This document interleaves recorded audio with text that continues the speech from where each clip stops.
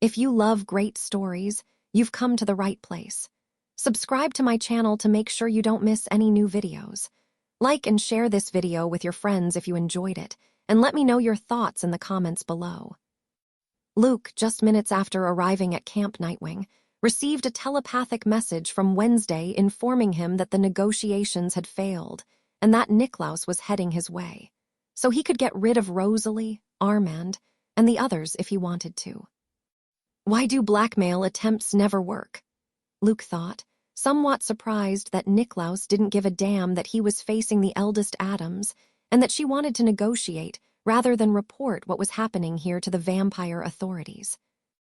Elias and Lauren trembled as Tuesday looked at them again, this time with a different gleam in his sky-blue eyes. "What are you doing?" Elias asked, feeling an increasing pressure tightening around his neck, making it difficult to breathe. Lauren experienced the same thing, desperately bringing her hands to her throat, trying to free herself from the invisible force choking her, but it was useless. "Don't blame me. Blame your family for refusing to negotiate and choosing to fight. Don't worry, your cousins will be joining you soon," Luke said, casting a quick glance at Rosalie and Armand, who remained unconscious. "Shit," Elias muttered with difficulty as he dropped to his knees, struggling more and more to breathe, feeling the pressure around his neck intensify. At any moment, his neck would snap under the telekinetic force. Just as Luke was about to apply enough pressure to break Elias and Lauren's necks, rapid footsteps approached his direction, followed by a sudden shout. "Luke, stop." Luke's eyes widened in surprise at the familiar tone of voice and the aura of this person. He turned his head, and his shock became even clearer when he saw the girl standing in front of him. A girl with light blonde hair streaked with pink and blue. Her hair reached about jaw length. She wore an oversized lilac t-shirt, paired with ripped jeans and sneakers with rainbow details. "Enid?" Luke asked, staring at the girl who had stepped in front of him. Her hair was shorter than the last time he had seen her at Petropolis Manor. Thanks to her sudden intervention, Elias and Lauren were able to breathe again, though Luke kept them immobilized to prevent them from escaping. "Hugh, I made it just in time," Enid said with a small smile, wiping some sweat from her forehead. She had sprinted through the forest at high speed. Luke was utterly confused. What was Enid doing here? How did she know it was him? And why was she telling him to stop? "Her feminine form is really beautiful. Why does that bother me?" Enid thought as she studied Luke more closely, remaining silent for a few seconds. "What are you doing here?" Luke asked with a strange expression. The situation was, at the very least, strange. Months ago, he had his last conversation with Enid, where he told her he couldn't keep his promise, explaining his reasons. That conversation had ended very badly. Later, she and Wednesday had a brief exchange during a game of truth or dare at Ajax's birthday party, where they pointed out how picky he was with food. During that conversation, Luke had barely spoken to Enid, exchanging only a few words. "I'm here to help," Enid finally said, after finishing her silent examination of Luke's feminine form and looking directly into his eyes. Their gazes met for the first time in a long while. "Help," Luke repeated, unable to believe what he was hearing. Why did she want to help him? The last thing he remembered was Enid calling him a bastard, a womanizer, and slapping him, something he had somewhat deserved. However, that question could wait. There was a more pressing one to ask. "How do you know we're here?" Luke questioned. Not even his mortal enemies, who had to be searching for him, had found him. "Oh, Wednesday told me at Ajax's birthday party. Didn't you know?" Enid replied. "No, she never mentioned anything," Luke said, resting a hand on his chin. "I guess she didn't want to tell you that she sent me here to use me since I'd be useful in fighting and helping you," Enid said, noticing Luke's confused expression. "Maybe," Luke muttered, unconvinced by that reasoning. He knew Wednesday too well. She was a very possessive and independent girl. Would she really send him ex-girlfriend to help them? Especially when she knew that Enid was one of the few people he had ever cared about. First, Wednesday was far too possessive and jealous to willingly make such a move. And second, she was extremely independent. She hated relying on others, even hesitating to use her own last name because she preferred to handle everything on her own. It had taken Luke a long time to get her to trust him with things, to fight alongside him as a team. But even now, there were limits, like when it came to minor demons. So the idea that Wednesday genuinely wanted Enid's help for this Sunnyvale and Shadowside situation was almost impossible to believe. Now's not the time to figure out Wednesday's true intentions, Luke thought. Right now, he needed to find the evidence and get out of here, wrapping up the mission as a success. If you're here to help, then thanks, Luke said, feeling Enid's intense gaze fixed on him. That's what I'm here for. My strength will be useful against these evil vampires, Enid said enthusiastically, rolling up her sleeve and flexing her bicep. Her bicep, though small, was well-defined and packed with immense strength, enough to easily overpower Elias, Armand, Lauren, or Rosalie in terms of raw physical power. Who is this girl? Elias thought, his mind racing as he desperately searched for a way to escape. He knew that Tuesday would turn her attention back to him and Lauren soon, finishing what she started. Elias, I don't want to die. Lauren's desperate whisper echoed in Elias's mind, making his head throb as his adrenaline spiked, knowing they were at death's door. Calm down, I'll think of something, Elias replied, though his tone was anything but convincing. Was this karma for all the normies they had sent to die, the vampire mansion in Sunnyvale? But what other choice did they have? They were just two hybrids against centuries-old, fully grown vampires. Even their own cousins could easily defeat them. If Elias and Lauren didn't obey, the only thing they would achieve was getting themselves killed. And on top of that, Elias's mother and Lauren's father, both defenseless normies, would also be murdered. If they tried to escape from Shadowside and Sunnyvale, they would be hunted down by Niklaus and his followers. There was no way they would allow them to live freely, not when they knew about the crimes that had been committed. They wouldn't risk having two hybrids and two normies holding such valuable information that could put them in grave danger if it ever got out.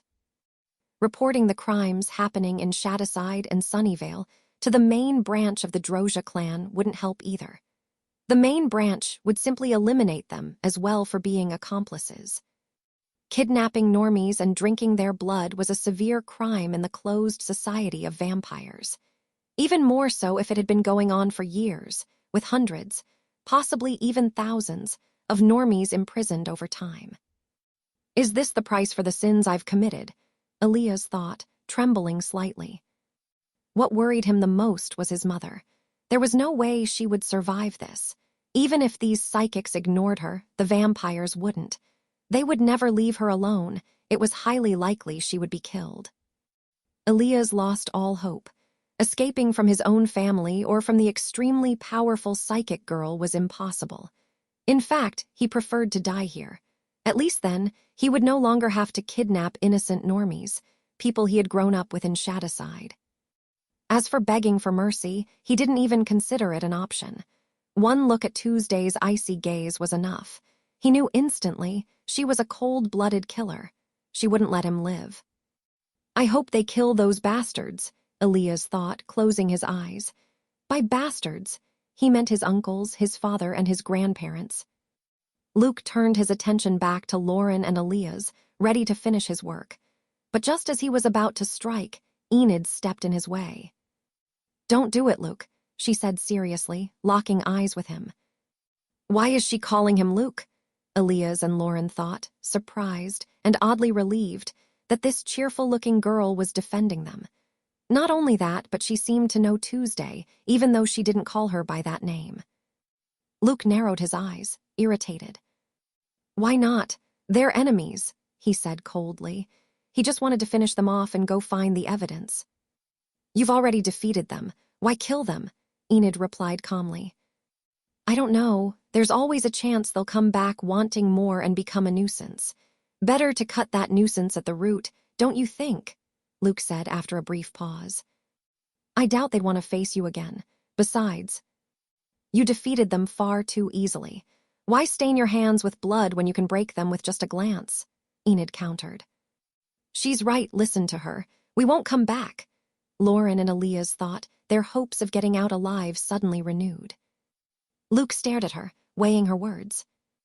And if they do come back, just give them an even worse beating than before. That way, they'll learn their lesson and won't even dare to try next time, Enid added with a sweet, charming smile. Aaliyah's and Lauren paled.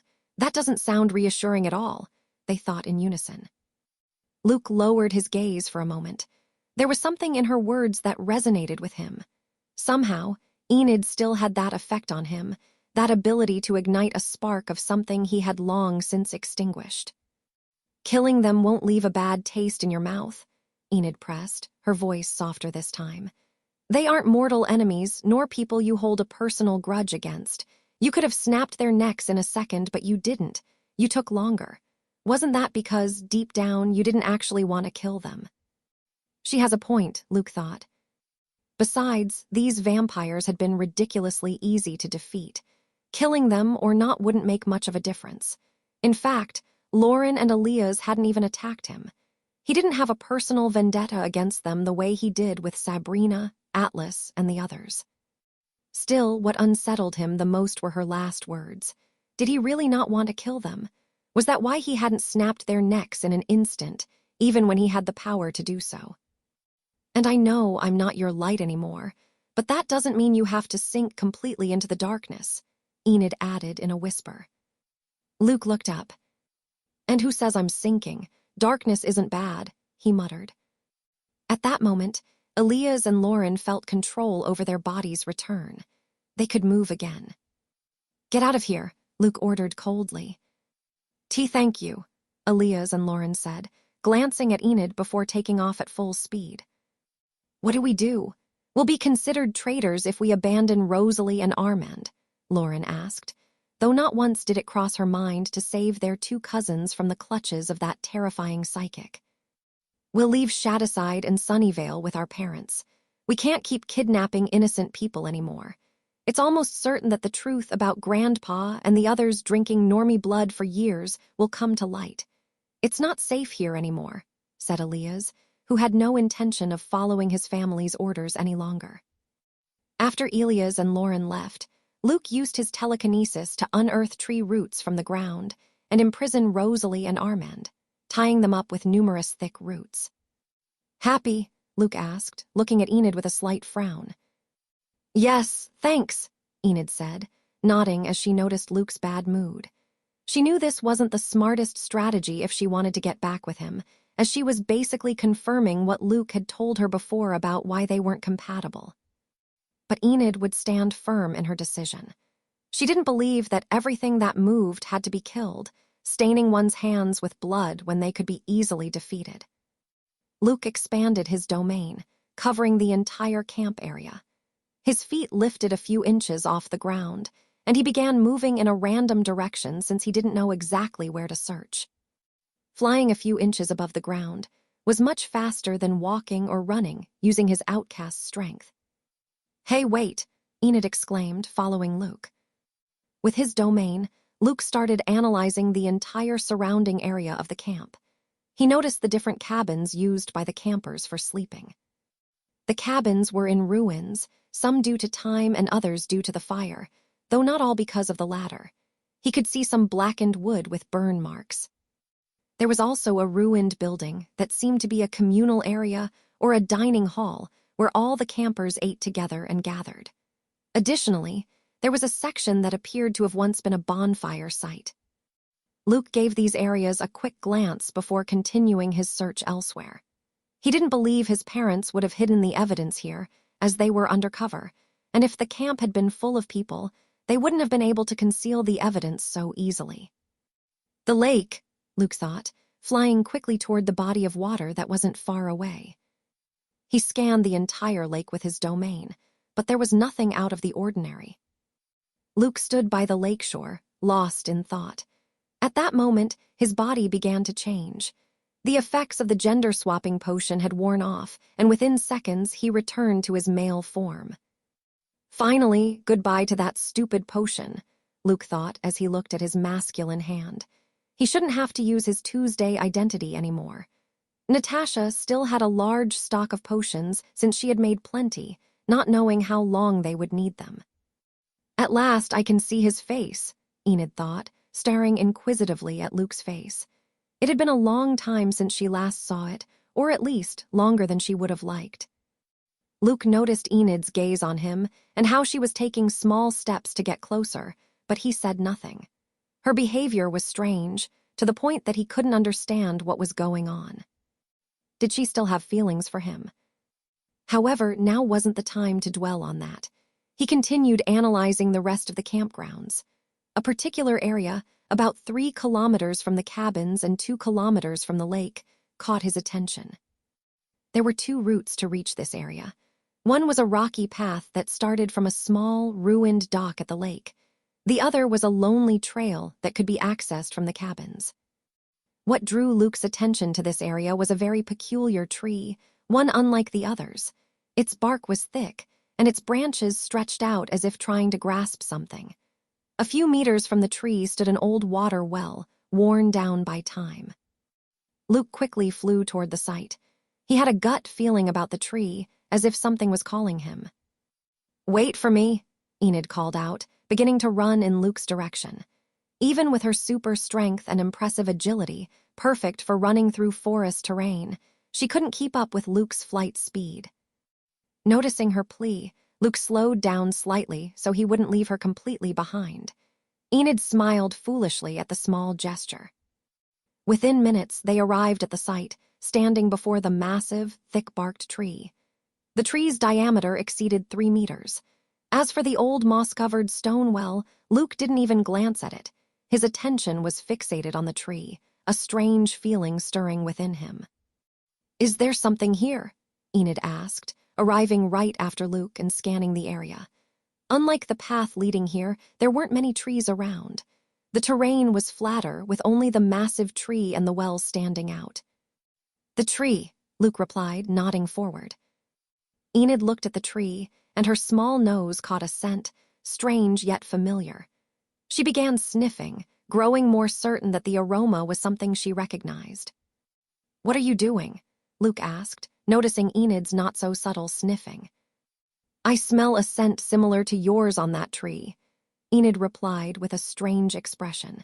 She hadn't expected to find a scent like Luke's on a tree in the middle of Shadyside and Sunnyvale. "What?" Luke murmured in confusion. Was Enid's sense of smell really that sharp? He hadn't expected that.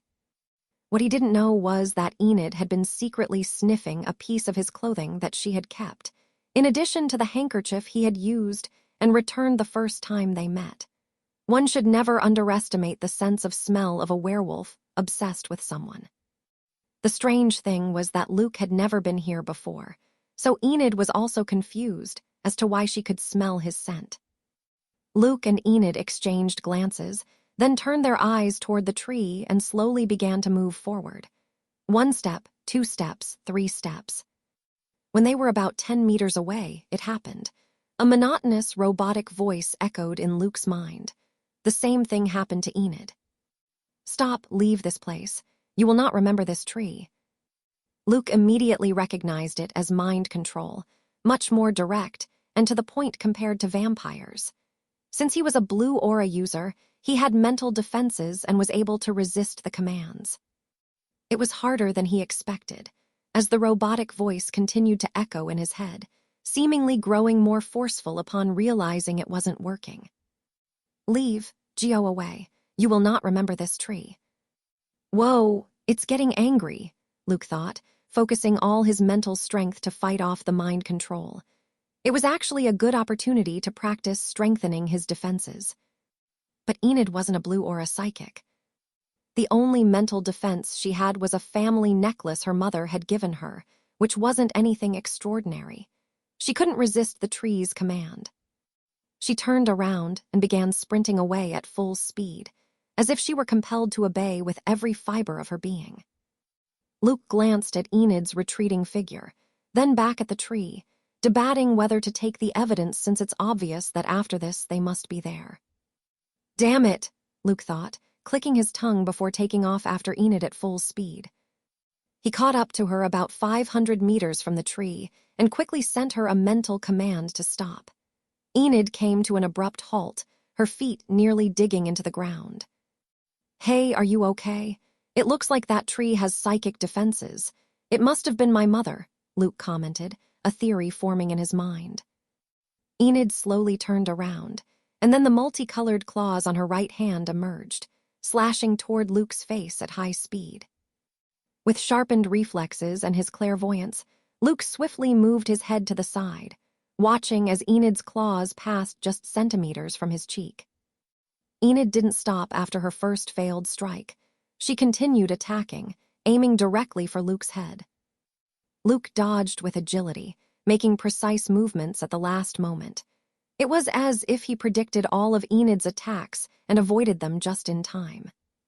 "Why am I evading like this?" Luke wondered. On Enid's next attack, he created a telekinetic barrier that pushed her back several meters.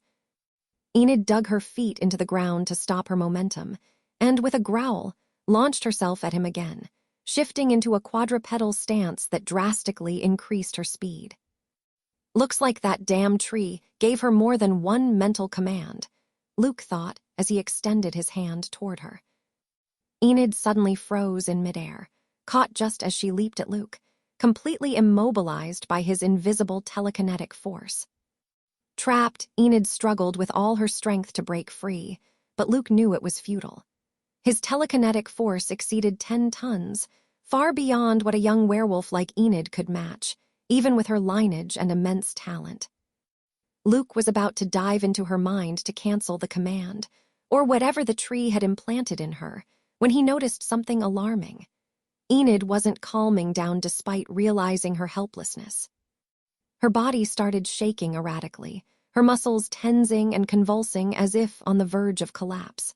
Her breathing was forced, and her jaw clenched so tightly that her teeth audibly ground together. Luke frowned. "Why won't she stay still? You can't escape, you're only hurting yourself," he thought. The trembling worsened. Her veins seemed to bulge from the strain, and her muscles spasmed violently as they contracted and relaxed in quick succession. Luke cursed in his mind. If she kept this up, she could seriously injure herself. Without hesitation, he released her. Enid landed on the ground and immediately lunged at him again without a second thought, though her speed had diminished slightly. Luke shifted his focus. While defending himself, either by dodging with his clairvoyance or blocking with a telekinetic barrier, he entered Enid's mind. It was a much more difficult process that required far greater concentration, but he had to do it this way if he didn't want Enid to get hurt. After a few minutes, Luke successfully nullified the mental command. He was lucky to be a blue aura psychic, otherwise, bringing Enid back to normal would have been impossible.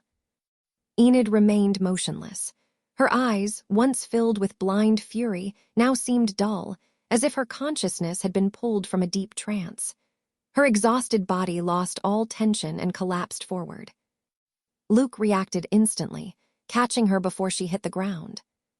"Hey, Enid, are you okay?" Luke asked, holding her by the shoulders. Enid's eyes reopened after a few seconds. She looked at Luke in confusion, and then the memories of what had just happened flooded her mind. I attacked you. I'm sorry." Enid immediately apologized, pulling away from him with an embarrassed expression. She had promised to help him, yet all she had done so far was cause trouble. Luke shook his head. "It doesn't matter. That tree's mental command was powerful. What else did the tree order you to do other than get away from there?" Enid remained silent for a moment, as if her thoughts were still scattered. "So that was a mental command," she murmured to herself before looking up at him. "It ordered me to kill anyone who saw the tree," she replied. "Anything else?" Luke asked. "After that, I was supposed to kill myself," Enid said with a dark expression. "That's creepy," Luke murmured, surprised. This was far more powerful than an average blue psychic's mental command. The human mind, whether normie or outcast, always retained a sliver of resistance, a crack through which free will could slip. When Luke faced an outcast and commanded them to stop, the resistance they could put up depended on their strength. At best, he could gain a few seconds of advantage, or even less. And in battle, that was a huge edge. But this tree's mental command seemed like a directive engraved deep into Enid's very being, not just dominating her mind, but rewriting her survival instinct. It didn't matter if she was aware of the danger. It didn't matter if she knew following the command would kill her. Her body kept moving forward no matter the damage she suffered, as if she were a puppet controlled by invisible strings. And that's considering it's an outcast, not a weak normie. Wait, could this tree be the cause of the camp closure? Luke thought, recalling what Elias had told him. He said that a boy killed his girlfriend and then killed himself. It's very likely they approached the tree, then moved as far away as possible, and then fought to the death, killing each other. The survivors then took their own life. The same could be true for the 3 campers who drowned in the lake. Maybe the survivor took the 2 bodies with them and then committed suicide by drowning in the lake. After all, the directive was meant to keep people as far away from the tree as possible. Otherwise, if all these people commit suicide just a few meters from the tree, it would only attract attention, and rumors could spread that it's a cursed tree. "Luke," Enid called. "Let's go back to the tree. You stay away, I'll get closer. What I'm looking for should be there," Luke said, and with Enid, they quickly returned to the spot. Luke walked toward the tree at a moderate pace. Enid watched from a safe distance, gazing at the tree with a mix of fear and respect. As if Luke hadn't been there, she would have killed herself as the tree's curse had commanded her to do. The tree's mental commands echoed louder and louder in Luke's head. With each step he took, it felt as though the voice grew stronger and angrier. However, Luke endured and kept moving forward until he stopped just inches from the trunk. His eyes noticed what seemed to be a ritual mark on the tree's central bark. It was barely visible, worn down by time.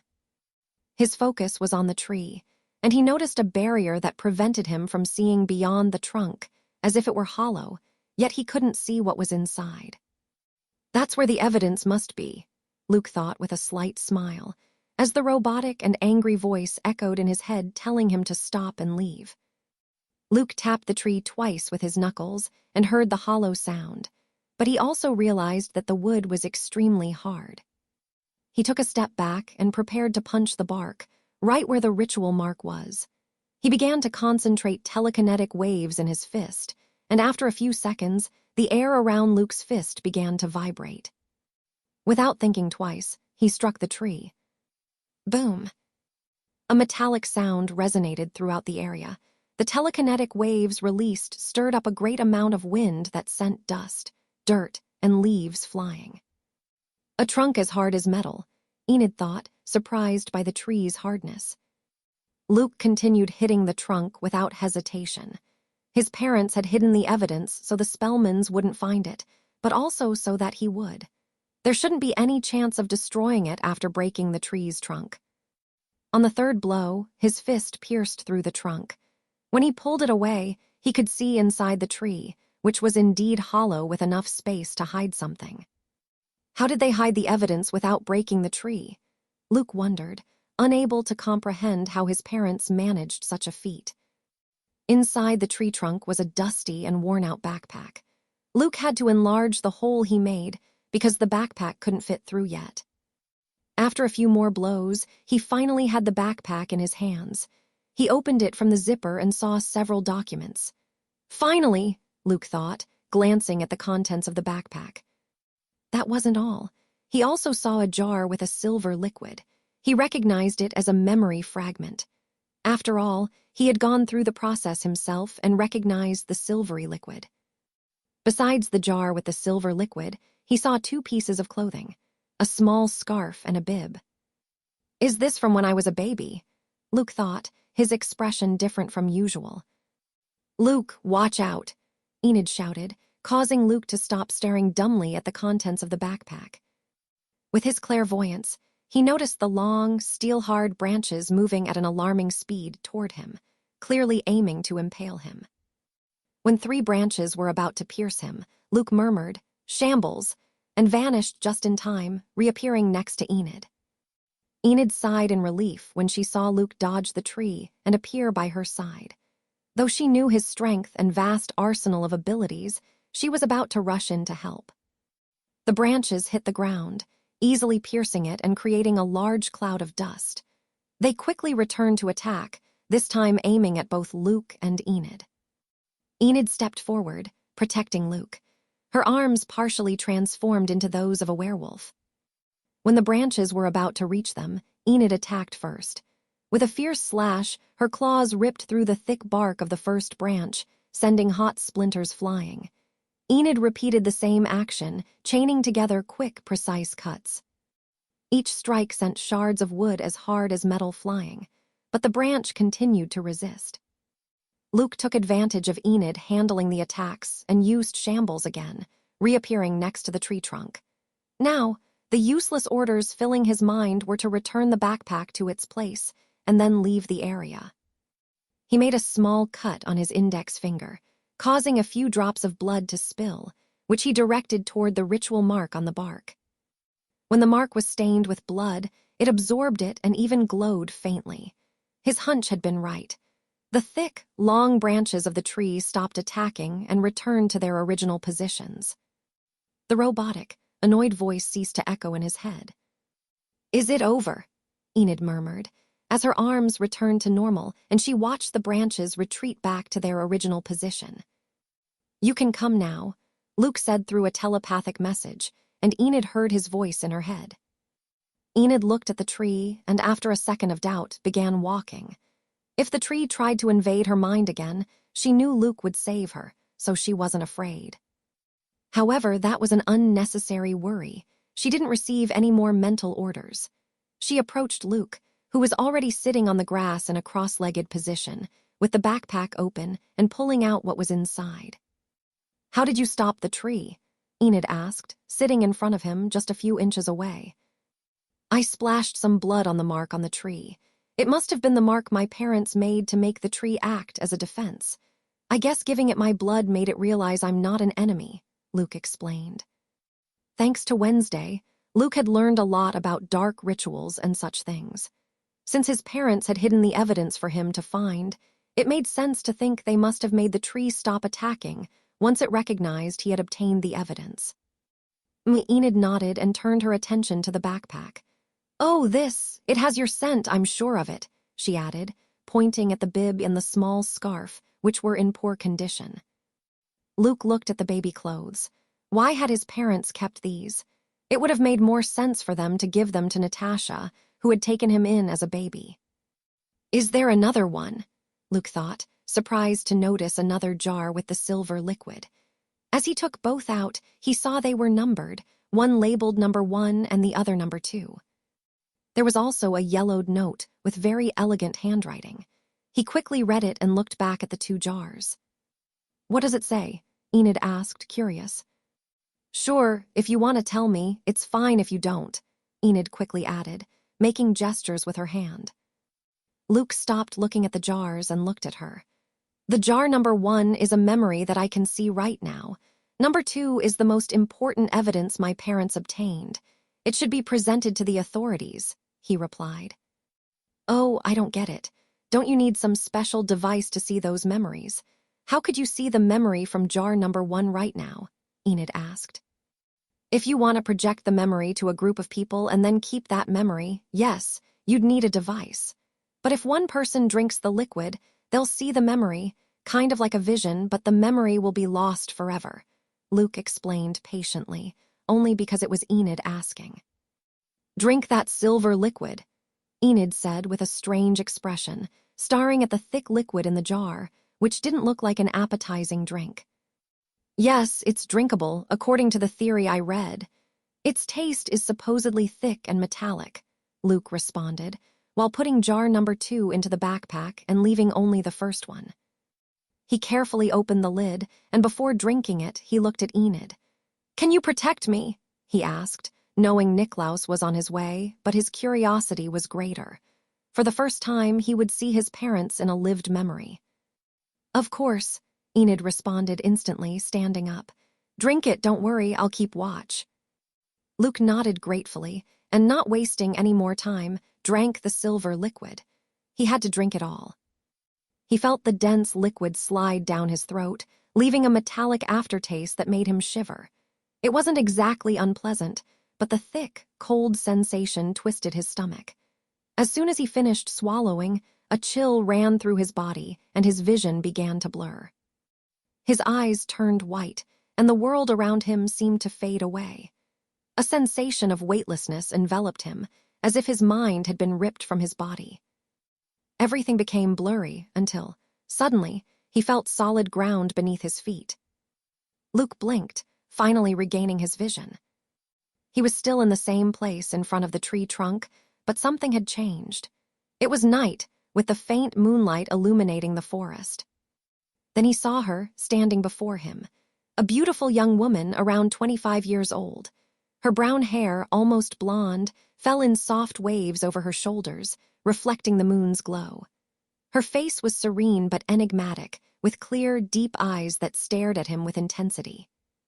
She wore a dark robe with some cuts and dried blood. She didn't seem to be in the best condition, though not in a critical state either. Luke felt his heart beat strongly. He didn't need anyone to tell him. It was his mother. Besides knowing it was his mother, Luke couldn't help but compare her to his feminine form, Tuesday. They had similarities, though Tuesday's hair was a golden shade that gave her a more fairy tale appearance, and her features were much softer. "My name is Sophie Poe.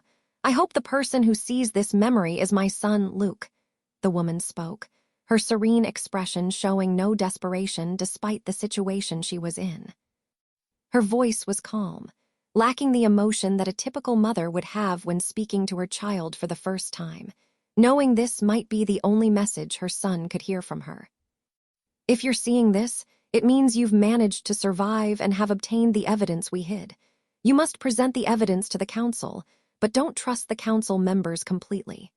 Several outcasts' families are already working with the Spellmans. You can trust my family, the Umbrio. Also, the Adams and the Faulkners. The other psychic families of the Six Greats are not to be trusted, though I'm not saying they're conspiring or under the Spellman's orders." Sophie continued her monologue calmly, her eyes showing only a faint glimmer. "In jar number 2 is the most important evidence of all. Protect it with your life, and if you manage to show it to our society, the situation will change," Sophie said in a more serious tone than before. "Is that all?" asked a male voice that Luke didn't recognize. The strangest part was that the voice escaped his lips without him controlling it. He quickly understood what was happening. It was his father's voice, John Poe. The memory was from his head, so Luke was in his POV, so to speak. "Yes, that's all. Now say something if you want," Sophie replied. There was a brief silence, broken only by the distant sound of the wind. "Well then, before dying or disappearing or whatever happens to us, I want to leave a message for my son," John said in a tone bordering on sarcasm. "Father," Luke thought, wanting to see his face, but he couldn't. "Luke, if you're the one seeing this, it means you're alive, which is good. My advice for you is simple. Have children, many of them. If possible, get yourself 2 or 3 wives. The Poe family is on the brink of extinction, and the only way to avoid that is for you to start working on it as soon as possible." Sophie rolled her eyes, exhaling a sigh of patience. "Is that your great advice?" Sophie asked. "What else could I say? I'm not going to give him speeches about destiny or revenge," John replied, shrugging. Luke noticed that Sophie, although maintaining her serious expression, allowed a slight glimmer of mockery to cross her gaze before adding, "You only managed to marry me because your charms weren't enough to make another woman want to go out with you seriously, considering the position you were in." "Are you insinuating I have no charisma?" John asked, clicking his tongue with feigned indignation. "No, you could have all the charisma in the world, but no woman in her right mind would agree to marry you in the situation you were in. The Poe family on the brink of extinction, at war with one of the most powerful psychic families, no allies, no resources," Sophie replied, pausing briefly. "You weren't exactly the best catch," she concluded. "Then why did you accept me? Aren't you in your right mind?" John asked, not offended by how direct his wife was. Because your charms did work on me, and unlike the other women, I'm not a coward, and I don't care about my family's opinion, Sophie responded. The Umbrio family had turned their back on her and disinherited her when she married John. They tried everything they could to make her leave him, but she didn't listen. She was determined. I'm lucky to have you by my side, John said in a playful tone. You are. Now let's stop wasting time. We need to keep going, Sophie said. The memory began to fade, and Luke felt his consciousness being dragged back to reality. The last thing he saw was his mother's image, looking him in the eyes with a different kind of gleam, though he didn't know if the gaze was meant for John or for him. Luke returned to reality. Enid stood close to him, her senses sharpened and ready to act if a sudden enemy appeared. Was that the last message my parents left me before they died? Luke thought with mixed emotions. It wasn't the message he had expected, but he wasn't disappointed either. The strangest part was his father's advice. There was no emotional message from his parents, and the little information they gave him wasn't helpful. His mother had simply repeated what was written in the letter, that vial number 2 was very important. He put the empty vial in his backpack, zipped it up, and stood up. How much time has passed? He asked, looking at Enid. Enid turned around, and a smile formed on her face upon seeing that he had returned to reality. Less than 5 minutes, she replied. Good. Let's go back to Wednesday and Natasha, Luke said, slinging his backpack over his shoulders. He had already told them that he had obtained the evidence. As for their fights, they were about to end. The only opponent left to defeat was Alina, Niklaus's wife. They were at a numerical disadvantage, yet they won so quickly, Luke thought. At the start, Wednesday and Natasha had been fighting 4 vampires, Alina, her 2 sons, and Alex. However, Luke wouldn't count Alex as a real threat capable of shifting the battle's outcome, as his strength left much to be desired, just like Armand and Rosalie. Luke and Enid began heading towards Sunnyvale, but at one point, he sensed a presence approaching them through his domain and stopped. A collision was imminent. Before that happened, he sent the evidence to a safe place using shambles, hiding it and memorizing its location. He knew it was Niklaus, and a fight would be unavoidable, so the best thing to do was ensure the evidence was secure. Afterward, he sent a telepathic message to Wednesday and Natasha, telling them where he had hidden the evidence, as he was about to face the vampire leader of the secondary branch. Natasha, you go. I'll take care of this vampire, Wednesday said through the group's telepathic link.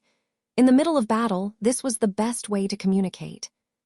Fine, Natasha replied instantly. The moment she found an opening, she withdrew from the fight and headed into the forest. Alina saw this but couldn't do anything to stop her. Her condition was far from ideal, and she was shocked by the strength of these 2 women. If she lost focus, today could be her last day alive. The cold expression on the Adams girl's face told her that if she won, she wouldn't let them live. Luke looked toward the north, and within seconds, he saw a small bat rapidly approaching. When the bat was only a few meters away, its form began to shift until it transformed into a man. For the first time, Luke saw Niklaus. He was a middle-aged man who almost looked elderly due to his white hair. His eyes were red, and his skin was even paler than Wednesday's, paler than any vampire Luke had ever seen before. Luke noticed that Niklaus glanced at Enid, as if wondering who the hell she was and why she was there. Then, he looked at Luke with a seriousness that chilled the air. No one spoke. The only sounds were those of the forest. Luke locked eyes with Niklaus and attempted to enter his mind, only to be expelled within seconds. Trying to enter my mind. What a joke. You should know your limitations, young one, Niklaus said, his tone rough and dry. Luke remained silent. It was true that he had been expelled, and he had expected resistance from a vampire who had created a mental artifact, but the few seconds he had spent inside Niklaus's mind were beneficial. In that brief moment, Luke had seen that before coming to find him, Niklaus had gone to his home and sent what appeared to be a message. He didn't know to whom, but it didn't look good. Why hadn't the old vampire wanted to negotiate when Wednesday had suggested it? Luke assumed the worst, that this damned vampire was allied with those Spellman bastards and had sent a message revealing his presence. He quickly sent a message to Natasha and Wednesday, informing them of this. "This doesn't look good. Let's get out of here as soon as possible," Natasha replied, already on her way to retrieve the evidence. "I suspected that old vampire acted differently the moment he learned my identity," Wednesday responded, as she launched a powerful joint attack with her giant raven against Alina, who was in increasingly worse condition. "Enid, we need to take him down as quickly as possible," Luke said to Enid through a separate link. "Okay," Enid replied, sensing the urgency in Luke's tone as her body began to transform. Luke took advantage of the moment Niklaus watched Enid's transformation to launch himself at him with an explosive telekinetic burst. His body became a projectile, crossing the distance in a blink, dragging a whirlwind of wind and loose leaves in his wake.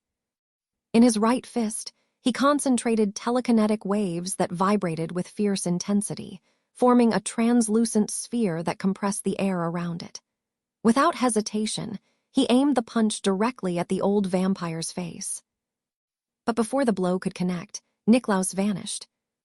What Luke's fist met was not flesh or bone, but a dense, dark mist that dispersed with an eerie hiss. The unleashed telekinetic waves, now without a target, generated an explosion of uncontrolled wind. An unfortunate tree was struck by Luke's blow. Its trunk exploded into splinters with a deafening crack before collapsing with a thunderous crash. Luke landed with a slight forward tilt, his eyes locked on the mist drifting through the air before it condensed once more into the figure of Niklaus, a few meters away. "The speed of a vampire over 100 years old," he thought, grimacing as he noticed his enemy didn't even seem concerned. Niklaus kept his hands behind his back, watching him with an exasperating calm, as if Luke's attack had been nothing more than a gentle breeze. "The rumors said you were more talkative," Niklaus remarked. Before Luke could respond, though he had no intention of doing so, a fierce roar tore through the air. Enid, now fully transformed into her wolf form, emerged like an unleashed beast. Her paws dug into the ground, and with a single powerful leap, she launched herself at Niklaus, claws ready to tear him apart. But the vampire dodged the attack just as he had done with Luke. His body dissolved into dark mist at the exact moment Enid's claws slashed through empty air. He reappeared a few meters away, his expression now marked by a faint glimmer of disdain. "Werewolves," he thought with contempt. These wild creatures had always been too impulsive and lacked any sense of refinement. But before he could mock the lycanthrope, Luke was already in motion. The ground trembled as two massive trees, each weighing over 2 tons, were ripped from their roots and lifted into the air. With a flick of his hand, Luke hurled them like deadly projectiles straight at the vampire. At the same time, an invisible yet overwhelming force crashed down on Niklaus. 6 tons of telekinetic pressure bore down on him, attempting to pin him in place or at least slow him down. Niklaus let out a low growl. The pressure was considerable. His body, though powerful, felt the crushing force restricting his movements. He could no longer move as effortlessly as before, and dodging the incoming trees was not as easy as he would have liked. However, even with the telekinetic force limiting his mobility, Niklaus's strength remained overwhelming.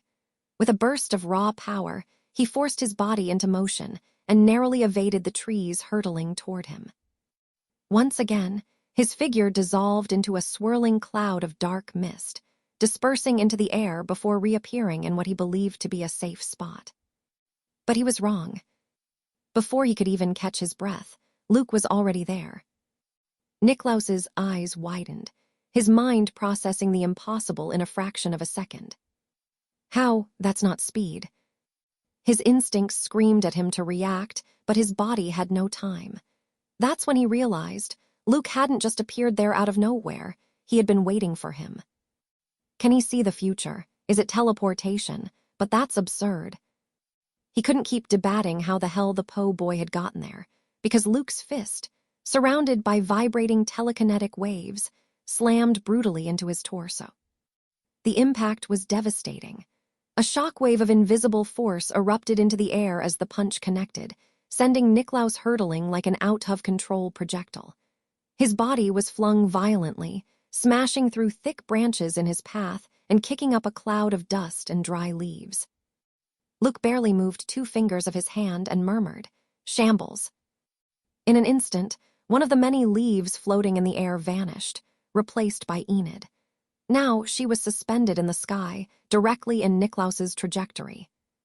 The vampire's eyes widened in horror. He swapped positions with a damn leaf. What kind of ability is that? Niklaus thought. He had never heard of such a power from a psychic, let alone one as young as Luke. Enid was already prepared to strike. They had planned it in mere seconds through telepathy, an incredibly useful tool for fighting as a team. Luke's telekinesis propelled Enid toward Niklaus. The werewolf's savage roar echoed through the air as she descended with her claws extended, ready to tear him apart. For the first time in centuries, Niklaus felt something. Fear of death.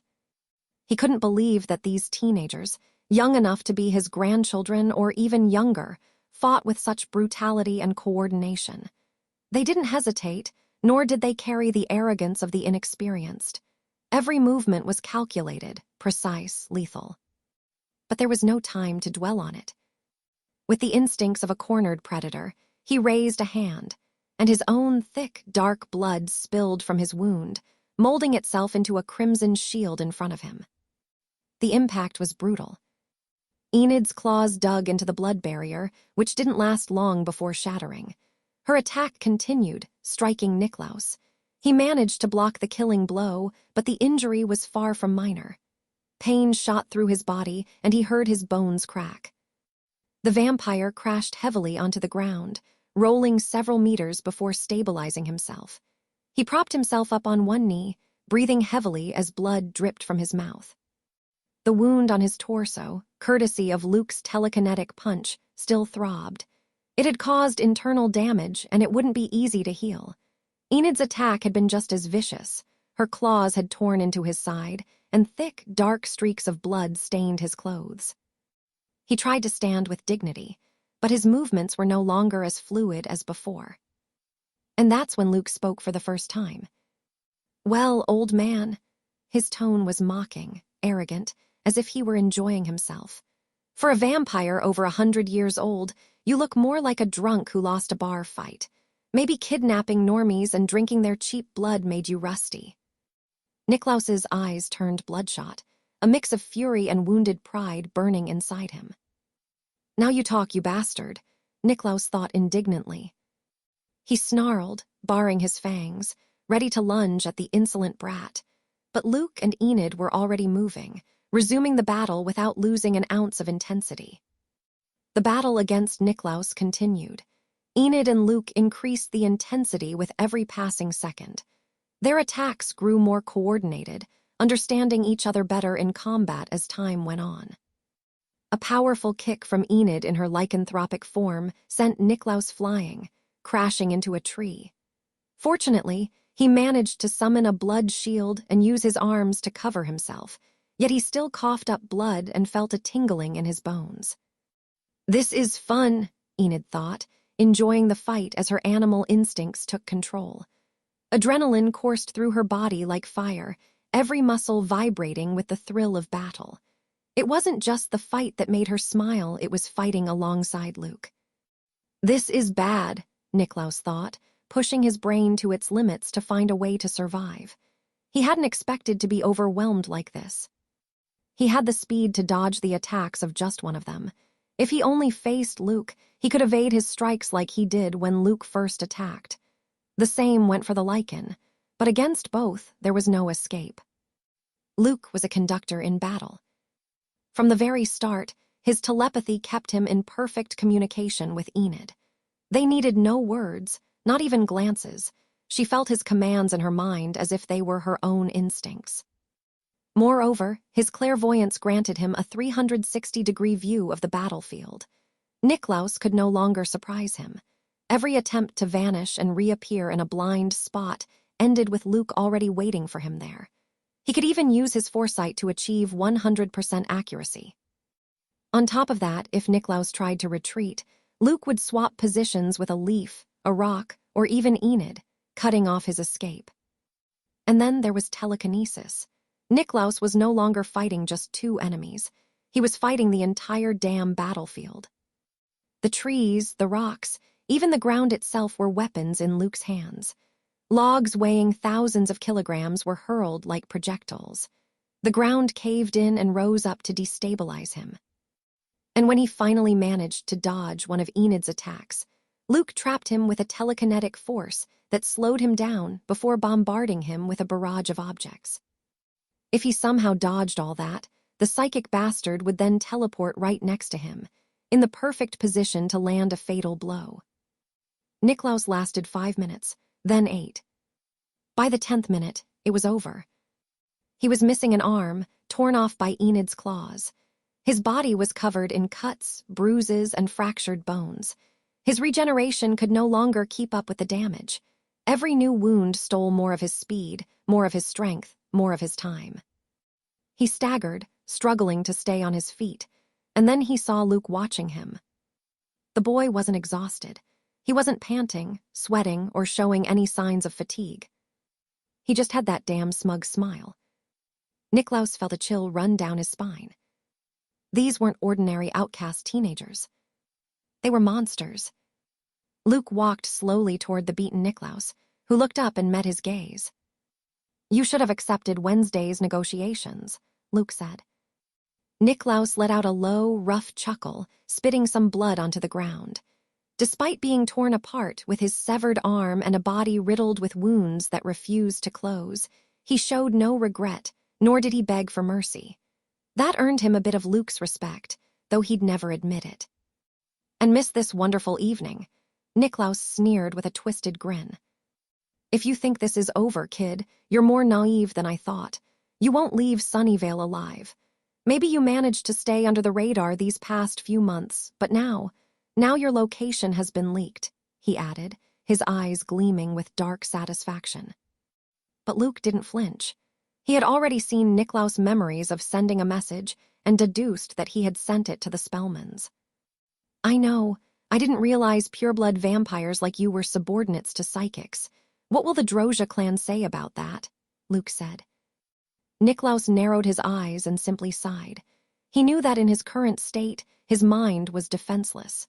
Luke, a blue aura psychic, could have easily accessed his recent memories through eye contact. "I'll just ask why," Luke said, as a concentrated mass of telekinetic waves gathered in his palm, ready to slice Niklaus' head off. Luke didn't have time to sift through Niklaus' old memories. It would take several minutes, and time was precious. If the vampire surprised him and saved him the trouble, all the better. If he didn't answer, Luke wouldn't care much either, but he was curious. "The day your parents arrived, it was inevitable that they would fight the Spellmans. However, they managed to keep running, delaying their deaths a little longer. After they were killed, their executioners came here, wondering why they had wasted time in this place," Niklaus began. He felt that since Luke had utterly crushed him, he could at least answer this one simple question. "They searched both towns in case your parents had hidden something, but they found nothing. However, they did realize what my family was doing, the same thing you discovered. I had to swear loyalty to them, becoming their subordinate and a spy who informed them of the Drozhia clan's decisions," Niklaus finished. Luke nodded. Niklaus' decision made sense. Silencing the powerful psychics of the Spellman family was impossible. If he hadn't sworn loyalty, the Spellmans could have told the Drozhia clan's main branch what was happening, and that would have been the end of Niklaus and his family. For the Spellmans, having a secondary branch of one of the most powerful vampire clans as an asset was a good deal. After all, Niklaus was the leader of a secondary branch. His battle power couldn't be underestimated, and his position within the clan wasn't bad. Luke had only been able to defeat him so decisively because he had Enid by his side and a diverse range of auras. Otherwise, the battle would have dragged on much longer. While he didn't believe he would have lost, it would have cost him valuable time. "Now do it," Niklaus said, coughing up blood. Luke let out a quiet sigh. His smug expression disappeared. There was no disdain or arrogance on his face anymore, just a neutral, almost solemn gaze. For a brief moment, he gave Niklaus a respectful nod. He didn't have to, but he acknowledged that Niklaus had answered when he could have chosen to remain silent until the end. In a world where most died with resentment or begging for mercy, the old vampire had chosen to speak and accept his fate with dignity. Without another word, Luke raised his hand, wrapped in vibrant telekinetic waves. The energy concentrated, taking the shape of an invisible blade. With a single precise motion, Niklaus' head was severed from his body. This time, Enid didn't say a word. She knew about Niklaus' crimes. Luke had told her about all the missing normies, and besides, this old vampire had been a formidable opponent. Leaving him alive was not a good idea. The vampire made no sound as his head fell heavily to the ground. As a precaution, Luke raised his other hand and condensed a small telekinetic sphere, firing it straight into the corpse's chest, piercing through the heart. Then, in mere seconds, he used telekinesis to create a grave, moving the body along with its severed head inside. He covered the hole with earth. Lowering his hand, he gazed at the improvised grave for a second before turning to Enid. There was no satisfaction on his face, only the certainty that one more obstacle had been removed from his path. "We're done here," he said in his usual tone, his expression returning to normal. But in his mind, he kept that brief moment of respect for an enemy who had accepted his fate with honor. "Has Wednesday finished her fight?" Enid asked. "Yeah, just a few seconds before us. Who would have thought both vampires died almost at the same time?" Luke replied. "Natasha has already found the evidence and is heading toward the exit of Sunnyvale. We need to get out of here as soon as possible and meet up with Fester," Luke said. They had planned their escape long ago in case their position was compromised. Enid nodded. She remembered that Fester was Wednesday's uncle. Back when they shared a room at Nevermore, Wednesday had told her a bit about her eccentric family. Luke wasted no time and began to rise into the air. Enid felt her body lift off the ground, suspended by Luke's telekinesis.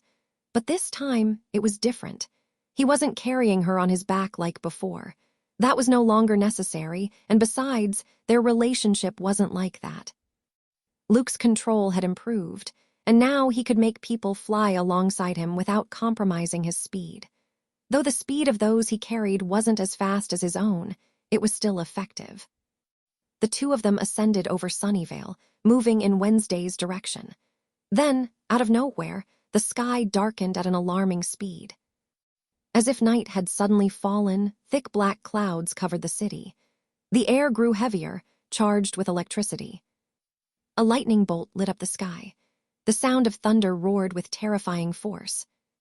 Luke narrowed his eyes. He knew this wasn't natural. "This isn't Fester," Luke thought, a bad feeling creeping over him. "This isn't Fester," Luke thought, a bad feeling growing inside him.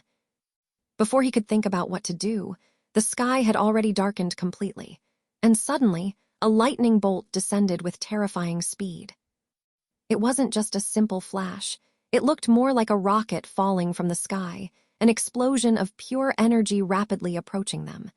The impact was imminent. The lightning struck the ground, creating a deafening explosion, destroying trees as if they were nothing. The ground trembled, and from the point of impact, a circle of lightning rapidly spread outward. Luke pulled Enid close to his side to keep her near and quickly created a telekinetic shield that covered them both. The lightning struck the shield, and although strong, it couldn't withstand the force.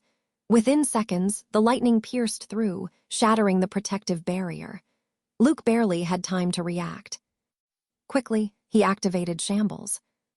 In the blink of an eye, he teleported both of them several meters back, just far enough to avoid the direct impact, preventing the lightning from reaching them. The air vibrated around them with the storm's residual energy, but at least, for the moment, they were safe. Enid sighed in relief, having survived the sudden lightning storm that had tried to strike them. She wouldn't have been able to escape, and would have had to rely on her bones and super regeneration to endure. Both of them turned to look at the place where the lightning had struck. The terrain there seemed to have been completely transformed. A massive crater spread before them, as if the lightning's impact had pierced the very ground. The nearby trees were shattered and burned. The ground was scorched, the soil hot to the touch, and the energy lingering in the air made both of their skin tingle. "Listen to me, Enid. You must go to Wednesday, help her in her fight," Luke said to Enid through telepathy in a serious tone. "What, another enemy appeared?" Enid asked with a grim expression. This was not good. Luke nodded and quickly explained that, with his domain, he had sensed a powerful presence at Wednesday's location. A presence with an aura far stronger than Alina or Niklaus. "And you?" Enid asked. She knew that the enemy who had unleashed that powerful lightning strike wasn't weak either. "I'll manage somehow," Luke replied, and without further discussion, he teleported Enid with Shambles, sending her about 10 kilometers away to where Wednesday was. Through his clairvoyance, Luke could tell that the enemy he was about to face had an aura far more powerful and dense than the one that had appeared near Wednesday.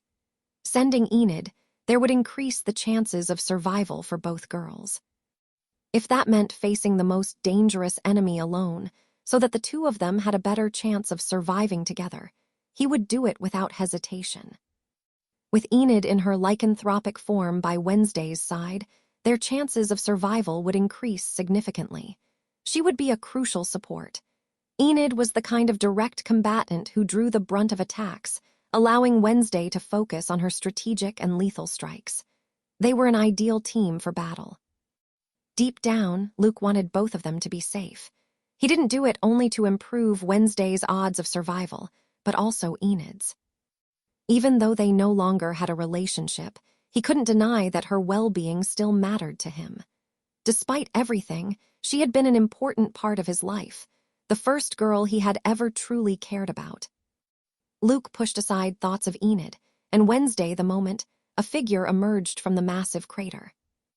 Through the smoke and crackling energy, a presence appeared, walking calmly. Dressed in pristine beige, without a single wrinkle despite the destruction around him, he looked more like a business magnate than a fighter. Yet, the suffocating aura he radiated was unmistakable. His blonde hair was slicked back perfectly, not a single strand out of place, as if even chaos itself couldn't touch him. His icy blue eyes, cold and calculating, locked onto Luke with an intensity devoid of emotion. As he advanced, small sparks danced across his body, remnants of the storm he had unleashed. Each step on the devastated ground crackled with static, as if the very air resisted his presence. Luke watched him cautiously, never looking away. There was no need to ask who he was. He knew instantly, even though this was the first time he had seen him in person. Elliot Spellman. Patriarch of the Spellman family, at least on the surface. The man Luke had taken everything from: his wife, his children, his most loyal servant, his position on the council. And yet, there he stood, right in front of him, with no trace of rage, resentment, or thirst for vengeance on his face. Luke had expected hatred, uncontrollable fury, a burning, murderous intent in those ice-blue eyes. But what he found was nothing. A vacant gaze, devoid of emotion, as if Luke were nothing more than a mere obstacle in his path, something to be removed to finally end the post-Spellman War. For the first time in his life, Luke felt something different in a fight. Doubt. A cold shiver ran down his spine. He had always trusted his strength, his ability to emerge victorious no matter how powerful his enemy was. But this time, for a fleeting instant, he questioned whether he could actually win. And for the first time, he considered the possibility of dying.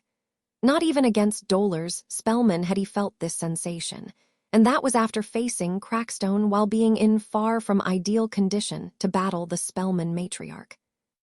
"I thought you would have the fire element like your children." Before he could finish his mocking remark, intending to provoke his opponent, Elliot moved his hand with impossible speed. A lightning bolt erupted from his palm, tearing through the air with overwhelming force. Luke barely had time to raise a telekinetic shield, but the electric energy struck with crushing intensity. His body was sent flying, crashing through trees at blinding speed.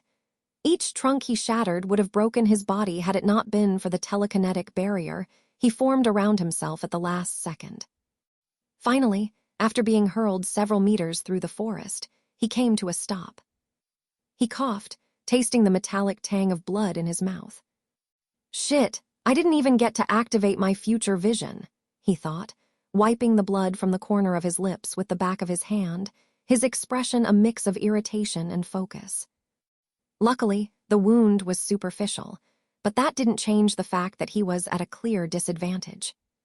He had barely managed to stand when he felt a sudden surge in the air. In an instant, multiple lightning bolts rained down on him like incandescent spears of light. But this time, he was ready. He activated his future vision just in time.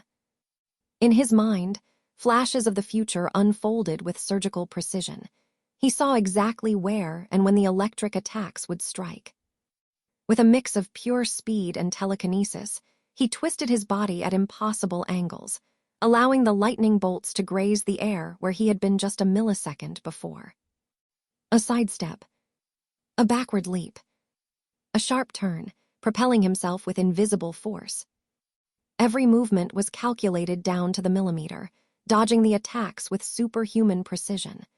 He used his telekinesis for micro-adjustments, altering his trajectory in midair at the last instant.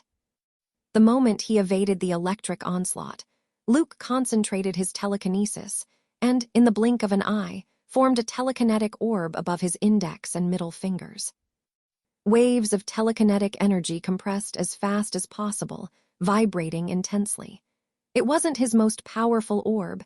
He hadn't had time to fully charge it. Without hesitation, he hurled it straight at Elliot. At the same time, he exerted over 10 tons of telekinetic force on Elliot's body, trying to immobilize him or at least slow him down. But it didn't work. The electricity crackling around the Spellman patriarch interfered with the invisible telekinetic waves, dispersing them before they could exert any real pressure on him. It was as if the electrical energy created some sort of disruption field. Luke clicked his tongue and tried a different approach. He sent a mental command, ordering Elliot to stay still. Even just a few seconds would be enough. For a fraction of a second, less than a heartbeat, Elliot froze. But his will was too strong. Luke's mental control shattered almost instantly. By the time the paralysis faded, the telekinetic orb was already about to strike Elliot's chest. But then, in a flash of light, Elliot vanished. A second later, a thunderous crash shook the forest. The orb collided with a tree, triggering a compact yet devastating explosion. The trunk shattered into 1,000 pieces, and a crater formed in the ground, kicking up a cloud of dust and charred splinters. He's ridiculously fast, Luke thought. Frowning, Elliot didn't just dodge the telekinetic orb. He launched himself at Luke like a living lightning bolt. For most, seeing him move would have been impossible. But Luke, thanks to his clairvoyance, managed to catch a glimpse of an electric blue blur rushing toward him at an absurd speed. He barely had time to react before Elliot appeared right in front of him. The patriarch's fist was aimed at his face, wrapped in crackling lightning charged with destructive energy. Luke analyzed his options in a fraction of a second. He knew a telekinetic barrier wouldn't work. Elliot would shatter it instantly, especially with a punch charged with concentrated lightning. If he used his future vision to dodge by a hair's breadth, the electricity would still reach him, tearing through his flesh with terrifying force. That option was out. There was only one way out: shambles. Luke activated shambles at the last instant, vanishing at the perfect moment. A second later, he reappeared hundreds of meters away, a chill running down his spine as he heard what came next. Boom! Elliot's lightning punch struck the ground where Luke had been a moment before.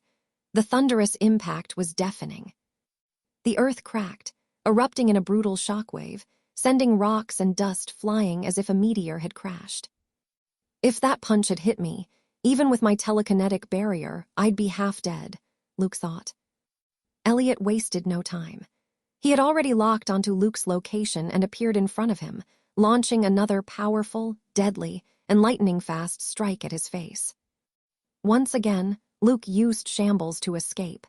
He disappeared at the last second, evading the impact by a fraction of a second. Boom! The ground exploded again. Luke reappeared several meters away, his frown deepening. Elliot was already behind him. Another punch, another shambles to dodge. Boom! The craters multiplied, and so did the destroyed trees. As Luke dodged with shambles, he tried hurling trees at Elliot using telekinesis, but the Patriarch's lightning shield disintegrated them instantly, an annoying armor that remained active at all times. He gave immobilizing him another try, applying more than 10 tons of telekinetic force, but the electricity nullified any effect on his body. He attempted to fire another telekinetic orb, but Elliot dodged it effortlessly, even when Luke used a mental command that forced him to stop for less than a second. Diving into his mind and implanting a stronger illusion would take too much time. With Elliot's speed, he'd be in front of Luke in an instant, landing a hit before he could even break through his defenses and set up the illusion. Worst of all, every time Luke teleported, Elliot found him almost instantly. He gave him no breathing room, and using shambles wasn't exactly an easy technique to spam. Meanwhile, Elliot's lightning strikes felt like ordinary punches, barely draining his energy. His strength is on another level compared to Atlas and his ugly wife, Luke thought, sweat running down his forehead. He was clearly not in control. His situation was far from good. Wednesday moved through the shadows, her silhouette vanishing and reappearing in the dark corners of the courtyard belonging to the vampire's mansion.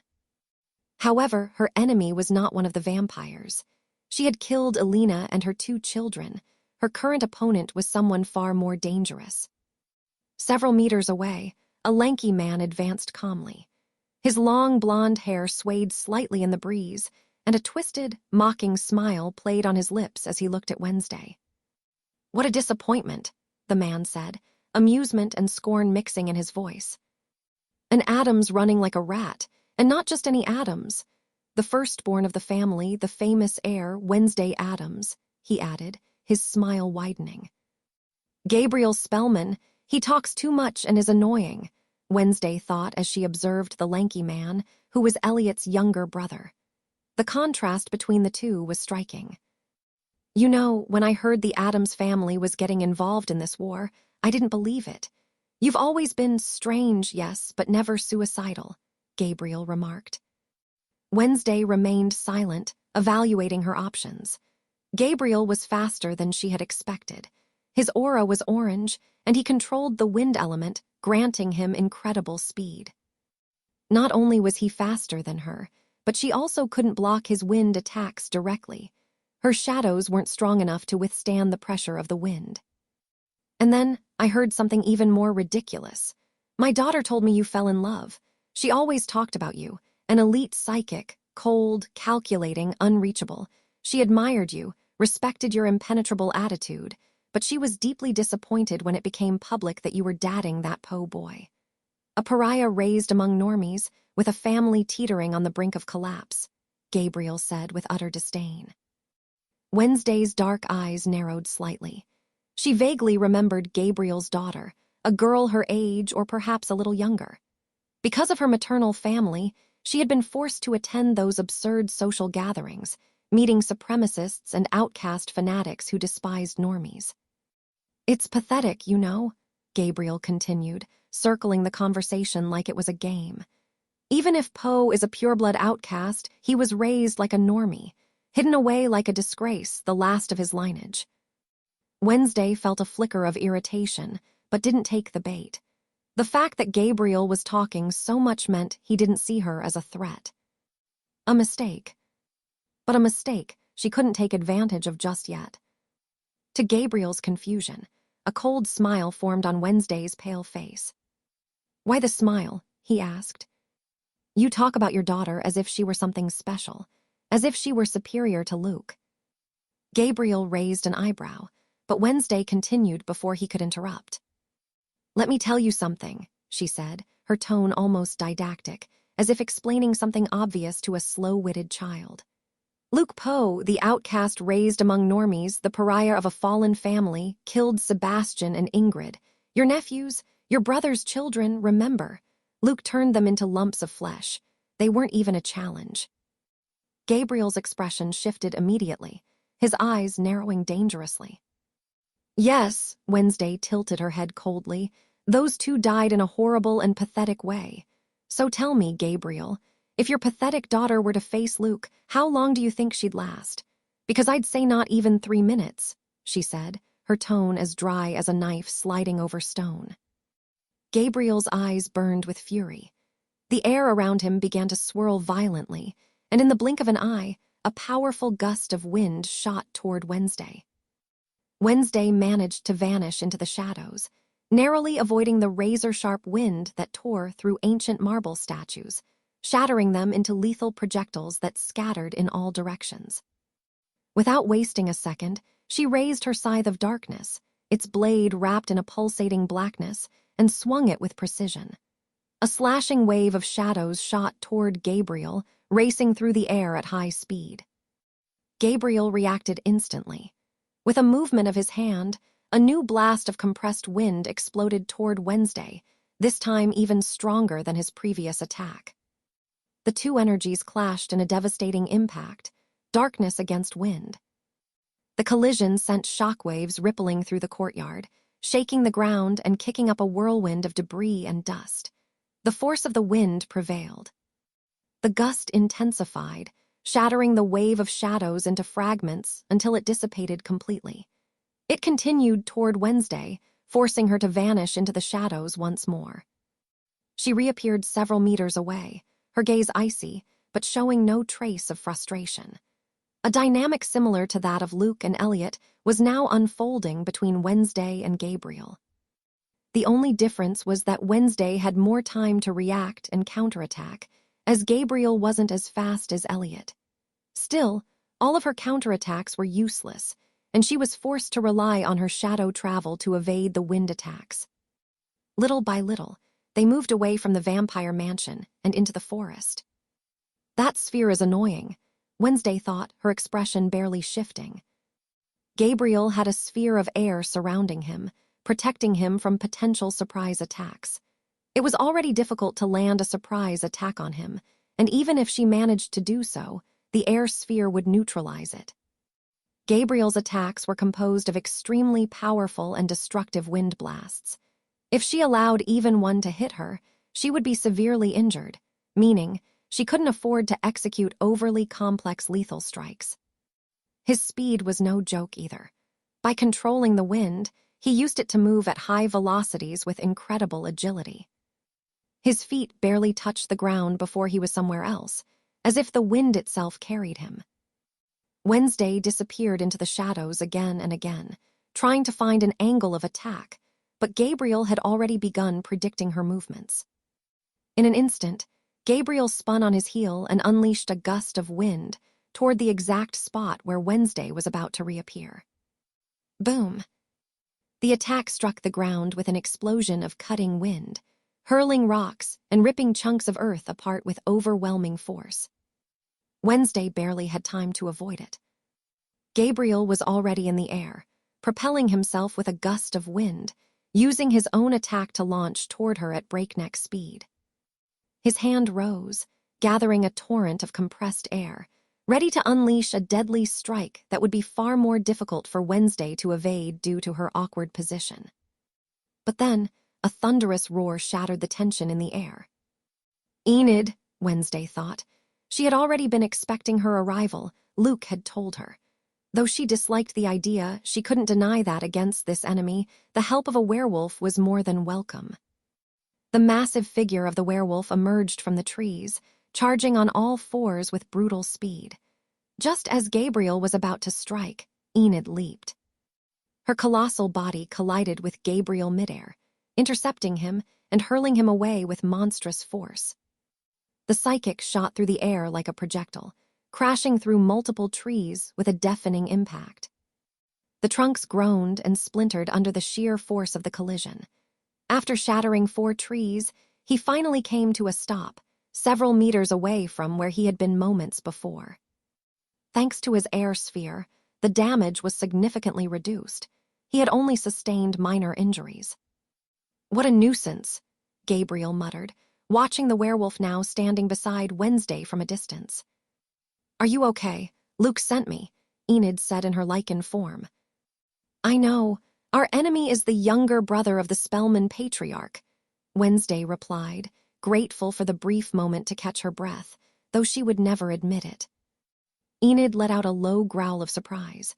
That basically meant they were facing one of the strongest psychics among America's outcasts. "We won't use the mental link to communicate," Wednesday continued firmly. "That would drain Luke, and right now, he's fighting the Spellman patriarch." Enid's expression darkened. Luke was battling someone even stronger than Gabriel.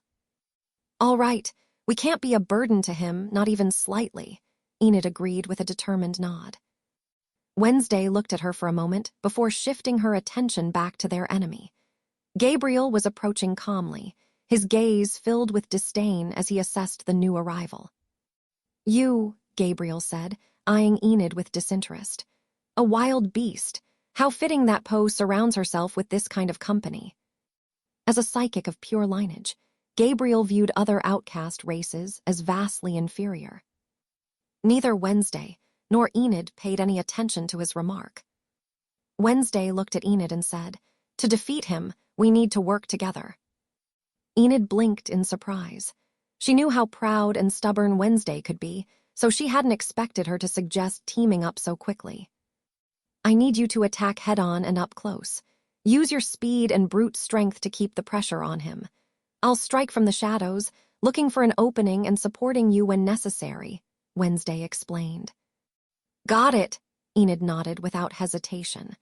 She respected Wednesday's intelligence and knew it would be foolish to insist on doing things her own way. "Are you done whispering words of encouragement?" Gabriel mocked. "Or do you actually think teaming up will change the outcome?" Wednesday didn't respond. In the blink of an eye, her scythe of darkness appeared in her hands before melting into her own shadow. At the same time, Enid bent her legs, preparing to strike. Boom! Luke appeared hundreds of meters away with shambles, but the exact moment his body materialized, a blue lightning bolt struck him. Elliot had predicted his location after Luke had dodged so many times with shambles. Although he didn't have clairvoyance, he had great battle sense and experience. Luke barely managed to raise a telekinetic shield before the impact hit him. The shield lasted only a few seconds before shattering. Luckily, the lightning's lethal force had dissipated, but the impact sent him flying backward, hurling through the air like a projectile. His body spun violently before crashing into the ground, rolling several meters before coming to a stop. A sharp pain spread through his back and arms. Scrapes, cuts, and bruises covered his body. Nothing serious yet, but the fatigue was building up.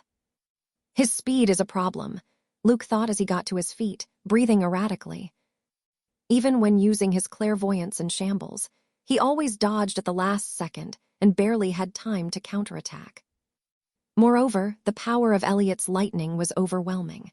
However, Luke had faced enemies with lethal and powerful attacks before, yet he could always predict their strikes and evade them. Elliot kept up his relentless attacks, not stopping for even a second.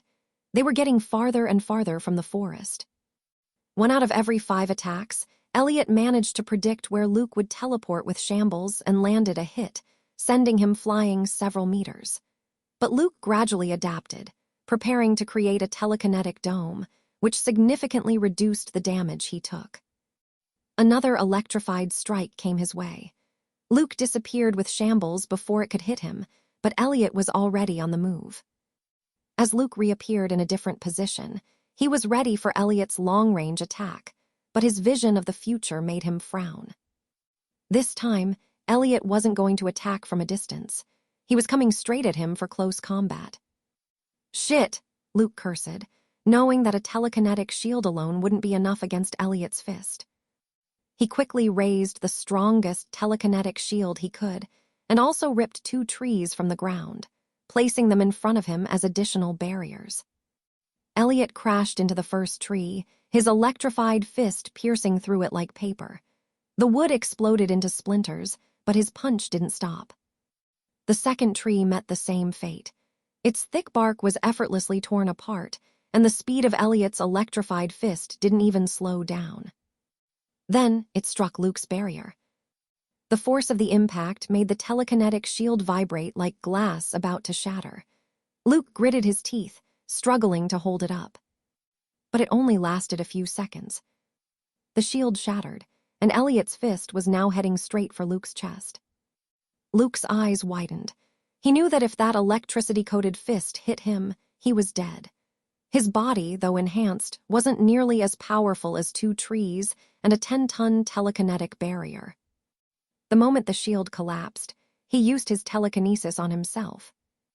He didn't try to push Elliot away because he knew that wouldn't work. Instead, he channeled all his strength into a telekinetic burst to propel himself backward.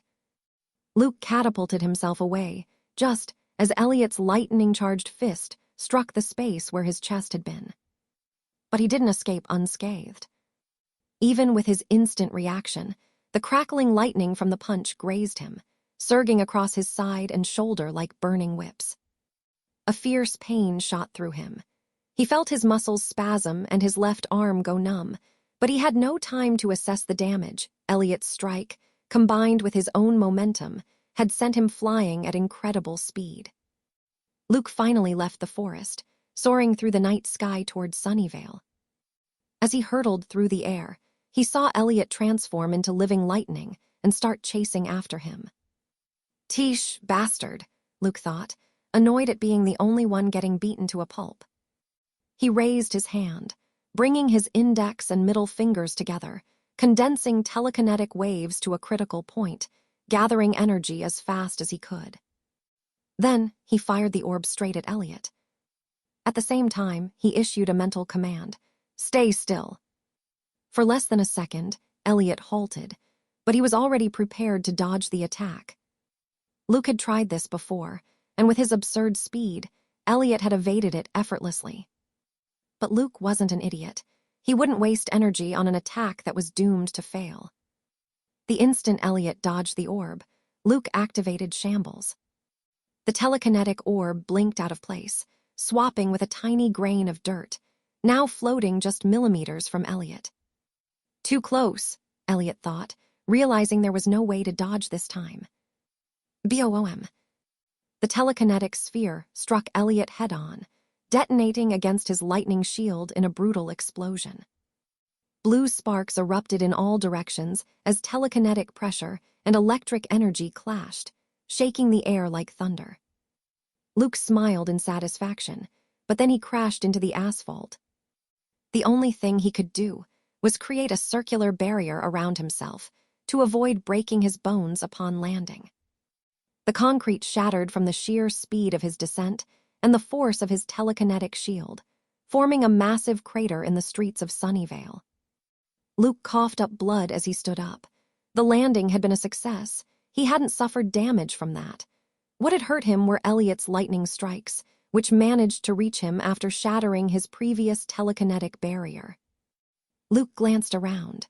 Car alarms blared, building lights flickered, and murmurs began to rise as people approached the crash site. Sunnyvale wasn't deserted. Even though it was nighttime, the football game had ended not long ago. Many people had gone to bars or restaurants to eat. Now the fight didn't just involve them. The battle had reached the city. The first to arrive at the street where Luke stood was Elliot, landing with a powerful crash just a few meters away. His appearance was no longer as pristine as before. His hair was disheveled, his clothes were singed from the explosion, and a thin trail of blood ran near his mouth and nose. "Now I see why my sons and Atlas had no chance against you," Elliot said, speaking for the first time as he wiped the blood from the corner of his mouth. Luke's expression darkened. His telekinetic orb hadn't done as much damage as he had hoped, though that was partly because he hadn't been able to condense enough telekinetic waves, having to do it so quickly. Now he talks, Luke thought, raising an eyebrow. Either way, he welcomed the chance to catch his breath. They should have waited patiently until I graduated from Nevermore. Maybe your sons would still be alive, Luke said with a mocking smile. Elliot's expression remained the same, blank, unchanged. My sons died because they were weaker than you. There's nothing that can be done about it, Elliot remarked, as if he were casually discussing the weather with a friend, and not with the murderer of his children and wife. Luke was taken aback by Elliot's monotony and coldness. Did he really care so little about his own children? If Luke were standing before the killer of someone he cared about, he wouldn't be able to control his rage and thirst for vengeance. Just thinking about someone seriously harming Wednesday would make him furious. He couldn't even begin to imagine what he'd feel if it were murder. It was true that Elliot had been one of the main culprits behind his parents' deaths, but Luke had never met them, so he felt no personal hatred toward Elliot. Besides, he had learned that his parents had been rather indifferent to his fate, leaving his survival entirely up to chance. Why didn't they just let me continue my studies in peace? Like with my father, is there some prophecy about how powerful I'll become and how I'll destroy you all? Luke asked, trying his luck with a slightly arrogant smile.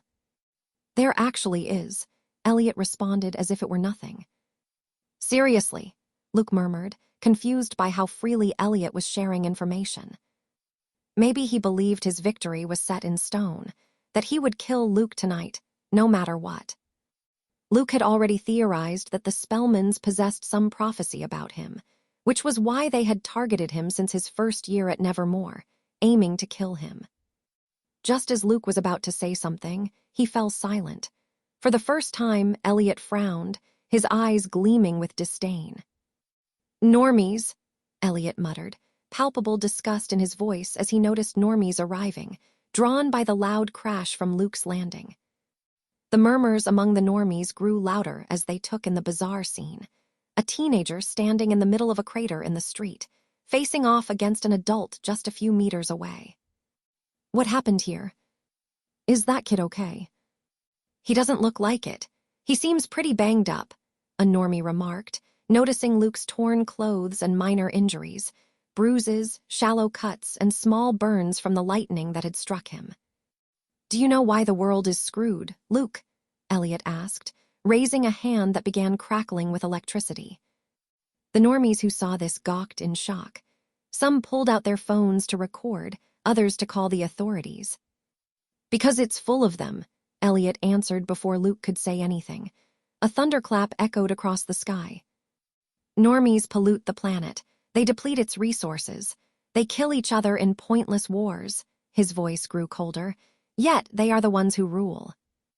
Luke narrowed his eyes. Is this the villain's speech? He wondered. They're fragile, ridiculously weak. They weren't meant to rule this world. And yet, so many outcasts still want to coexist with them, like your family, who only held back my family's plans, Elliot added icily, turning his head toward the crowd, looking at them as if they were cattle. Elliot raised his hand, and the lightning crackled, growing into a blinding glow. Then he fired. A bolt of blue lightning shot from his palm, heading straight for the terrified crowd. Chaos erupted. People screamed. Some ran, others stumbled, and the most unfortunate didn't even react in time. Those caught by the lightning were killed instantly. 5 bodies collapsed to the ground, their skin charred in an instant. The stench of burnt flesh filled the air. This psychopath, Luke thought. But Elliot wasn't done. His expression remained stoic. Let's make this more interesting, he murmured as he raised his hand again, a new bolt of lightning forming in his palm. He hurled it at another group of victims, but this time, the lightning moved slower.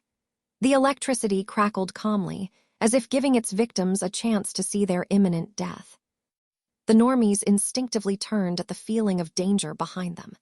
Seeing the lightning coming their way, they ran even harder. A mother carrying her daughter was the last in the group, the first who would be incinerated. Just as the lightning was about to strike, Luke acted. Shambles, he murmured. In an instant, the 10 people vanished. They reappeared a block away from Elliot. What happened? One of the normies muttered in confusion. Are we safe from that psycho? Since when can humans shoot lightning from their hands? Elliot blinked in surprise as he saw the normies disappear from his sight, then turned to Luke. Well, I wasn't expecting that, he said. What did you expect? Luke asked with a scowl. From what I've heard, you're a cold-blooded killer. The state you left my sons and made that pretty clear, Elliot said, tilting his head in confusion. Yeah, but only my enemies. Not weak, innocent people, Luke replied. Oh, so you have principles, Elliot said, a faint, cold smile forming on his face. I'm not a psychopath like you, Luke murmured. Funny coming from you, Elliot said, shaking his head. His eyes swept over the destruction around them, the smoldering bodies, the people running like desperate ants. Let's see if you can protect all these innocent, weak normies. Electric sparks danced between his fingers. Luke didn't respond. He simply made a throwing motion toward his enemy. Elliot was puzzled, until he saw a telekinetic orb spinning with overwhelming force, hurtling toward him. What the hell? He thought, stepping back. While Elliot had been reveling in his sadism, Luke had been working in silence, creating a telekinetic orb.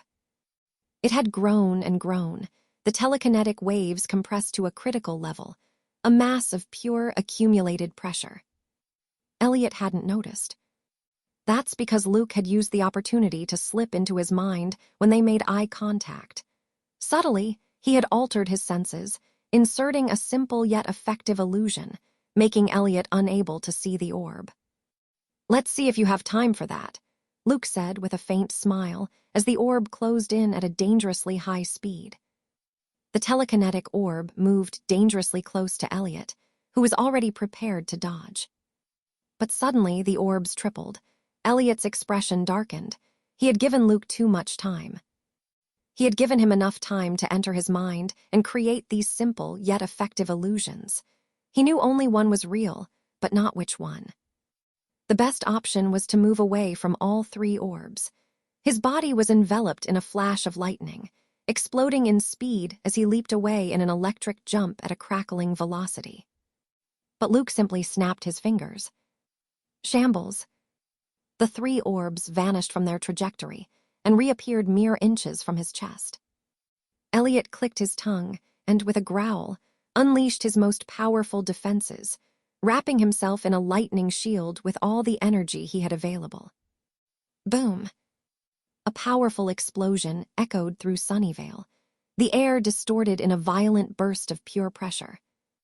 The asphalt cracked in all directions, streetlights bent and burst into sparks, windows shattered, and the nearest buildings shook as if an earthquake had struck the small town. The shockwave tore through everything within a 20-meter radius, leaving behind a cloud of dust and debris as the sound of the impact rumbled through the city. Luke stood amidst the chaos, observing the destruction.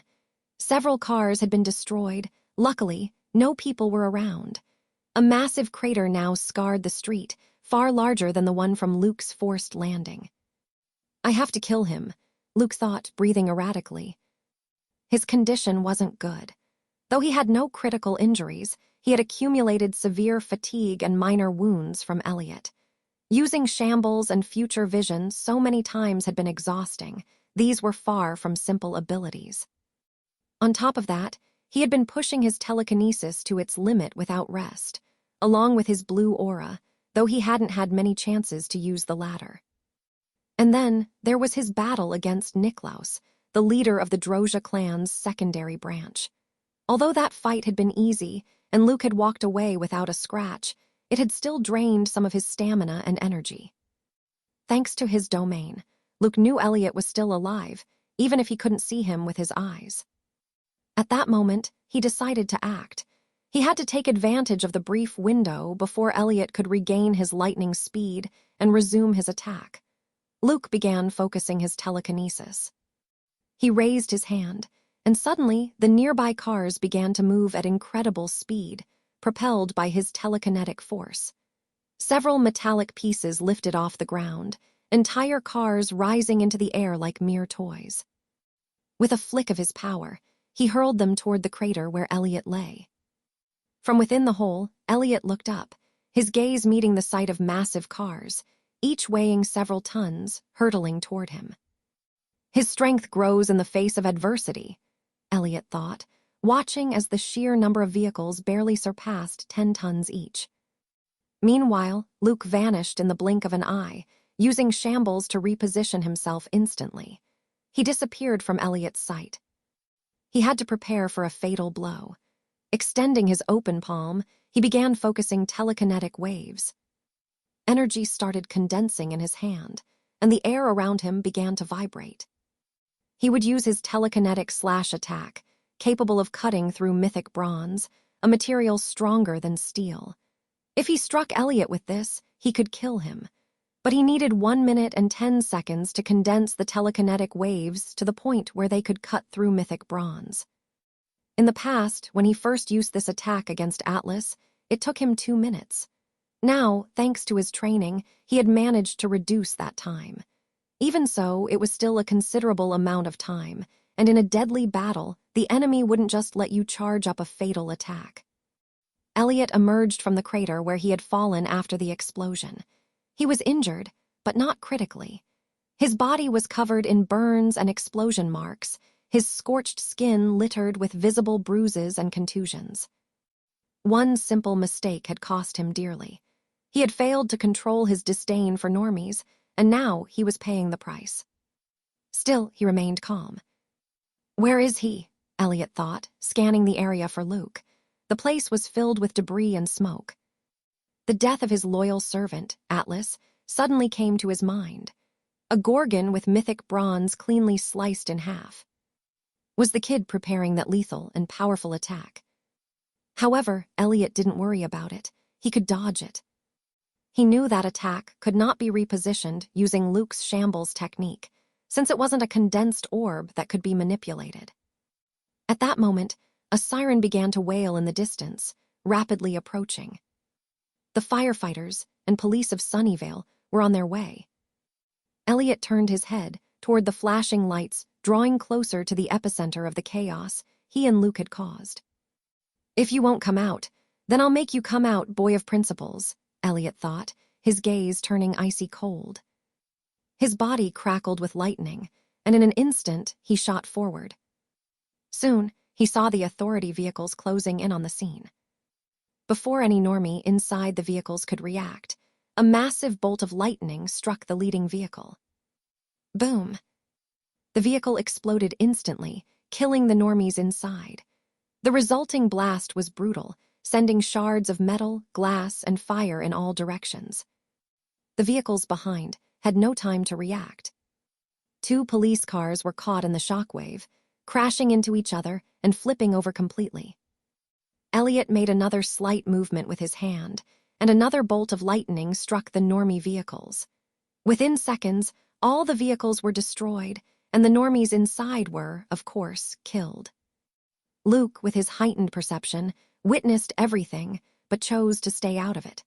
The most important thing right now was charging his attack to kill Elliot as soon as possible. If he stepped in now, the only thing he would achieve was getting himself and the normies killed. Elliot continued his destruction. Though he held back, he couldn't afford to waste energy on large-scale, powerful attacks.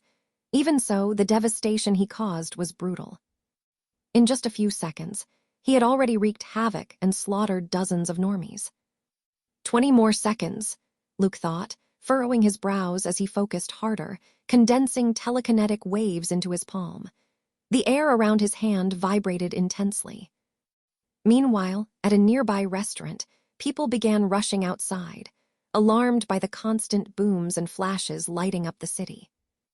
"What the hell is going on?" Simon exclaimed, still holding his beer, his brows furrowed. He, along with Violet, Kate, and their Shadowside teammates, was celebrating their victory in the football game at a local Sunnyvale restaurant. "Is this a terrorist attack or what the fuck is happening?" Kate muttered, her face pale. Violet said nothing. Her eyes scanned the crowd, her breathing unsteady. She had been wondering where Tuesday had gone ever since she disappeared after the game ended. She had called and sent messages, but there was no response. She wanted to go look for her, but her friends told her to drop it, that Tuesday had left on her own and that she shouldn't insist. They needed to celebrate. But now, her worry grew stronger. What if Tuesday was near those explosions? Another explosion shook the ground just a few streets away. A pillar of fire and debris violently shot into the night sky. "Shit!" Simon shouted, stepping back with the others as the shockwave rattled the restaurant. The windows cracked, some shattering into pieces. The screams of the crowd were almost deafening. Then, a figure appeared out of nowhere in a flash of lightning. It descended at terrifying speed, landing in front of them with a presence so overwhelming that it filled Violet and the others with fear. Elliot. Violet stared at Elliot in shock. The same went for the others as they watched a human being wrapped in crackling blue sparks, as if his body itself was generating electricity. What terrified Violet the most were the man's two eyes, two icy abysses devoid of emotion, staring at them. There was no hatred, no rage in his expression, just a stoic indifference, as if he were looking at insects he would soon crush. The group of people remained frozen in place, caught between the instinct to flee and the pure terror radiating from the being in front of them. Elliot said nothing. With a slight extension of his hand, he fired a small lightning bolt that zigzagged like a serpent, striking a middle-aged man with a neatly trimmed beard. The result was immediate and horrifying. A sharp explosion echoed through the air as energy coursed through the man's body, triggering a brutal internal overload. His muscles convulsed violently, his eyes bulged, and an instant later, his skin ruptured as if something inside him had detonated. The extreme heat vaporized his blood instantly, creating a small shockwave that sent fragments of bone and flesh flying in all directions. His internal organs burst, scattering charred viscera across the ground as his torso split apart in a grotesque display of blood and ashes. Violet, still processing what had just happened, turned her head at the worst possible moment. A charred piece of flesh struck her cheek, leaving behind a sticky, warm sensation. Her gaze trembled as it dropped to her hands, where she saw dark blood splattered across her clothes. Her stomach twisted violently. "Oh my God," she gasped, her voice breaking, clamping a hand over her mouth as her face contorted in pure horror. The rest of the crowd snapped out of their shock. Screams erupted like a chain reaction. Some stumbled over themselves in their desperation, while others sprinted away at full speed, shoving each other in a frenzied attempt to escape the lightning-wrapped monster who had just obliterated a man before their eyes. Useless, Elliot thought with disdain, lazily raising his hand again. It was impossible for these normies to dodge his lightning. A simple chain bolt could slaughter them all like dominoes, but it was satisfying to watch them scurry like ants. "Violet, let's go. Run!" Simon and Kate shouted, grabbing Violet's arm and pulling her away from Elliot. Elliot's gaze locked onto the three teenagers, the closest to him. He raised his hand, aiming at them, as a small but lethal bolt of lightning began forming in his palm. But just as he was about to unleash his attack, his body tensed. A flash in his perception. A distortion in the air. Someone appeared beside him, just a few meters away. Elliot turned his head a mere millisecond before a sharp arc of invisible energy came hurtling toward him. Luke. Seeing that his three Shadowside companions were on the verge of death, Luke decided to act. He hadn't been able to condense his telekinetic waves for a full minute, but he believed that with the nearly 50 seconds he had charged his attack, it should be enough to kill Elliot. After all, Elliot was a psychic, not someone with Atlas's tough skin. The air shuddered violently as the telekinetic blade slashed through space at blazing speed, heading straight for Elliot's torso. Luke had teleported less than 2 meters away, an extremely close distance meant to minimize Elliot's chances of dodging. He knew his enemy's speed was absurd, but at this range, dodging would be difficult, especially since his telekinetic slash was anything but slow. To increase his chances of success, Luke invaded Elliot's mind, issuing a simple mental command to freeze him in place. For less than a second, Elliot's body locked up. The telekinetic blade was moments away from tearing into his torso when Elliot vanished with a snap. Luke's eyes widened in shock as he saw his attack miss at the last moment, Elliot disappearing from sight. It wasn't speed, it wasn't reflexes, it was something else. But he had no time to analyze it. A cold sensation crawled up his spine. Before he could react, he felt it, something piercing through his torso. He lowered his gaze, and he saw it. A sword, seemingly forged from pure electricity, had impaled his abdomen. What? Luke thought. Elliot smiled coldly as he saw his sword pierce through Luke, but just as he was about to deliver a fatal blow, his smile vanished when Luke teleported again. In the blink of an eye, Luke's body disappeared from the electrified sword and reappeared far from Elliot. A small rock had taken his place. Elliot, his brow slightly furrowed, looked at Luke floating in the air, who stared back at him. How, Elliot thought. His sword wasn't just sharp, it was electrified. A single touch should have been enough to paralyze him, burn him from the inside, and yet Luke was only bleeding. There were no burn marks. He wasn't trembling. He wasn't paralyzed.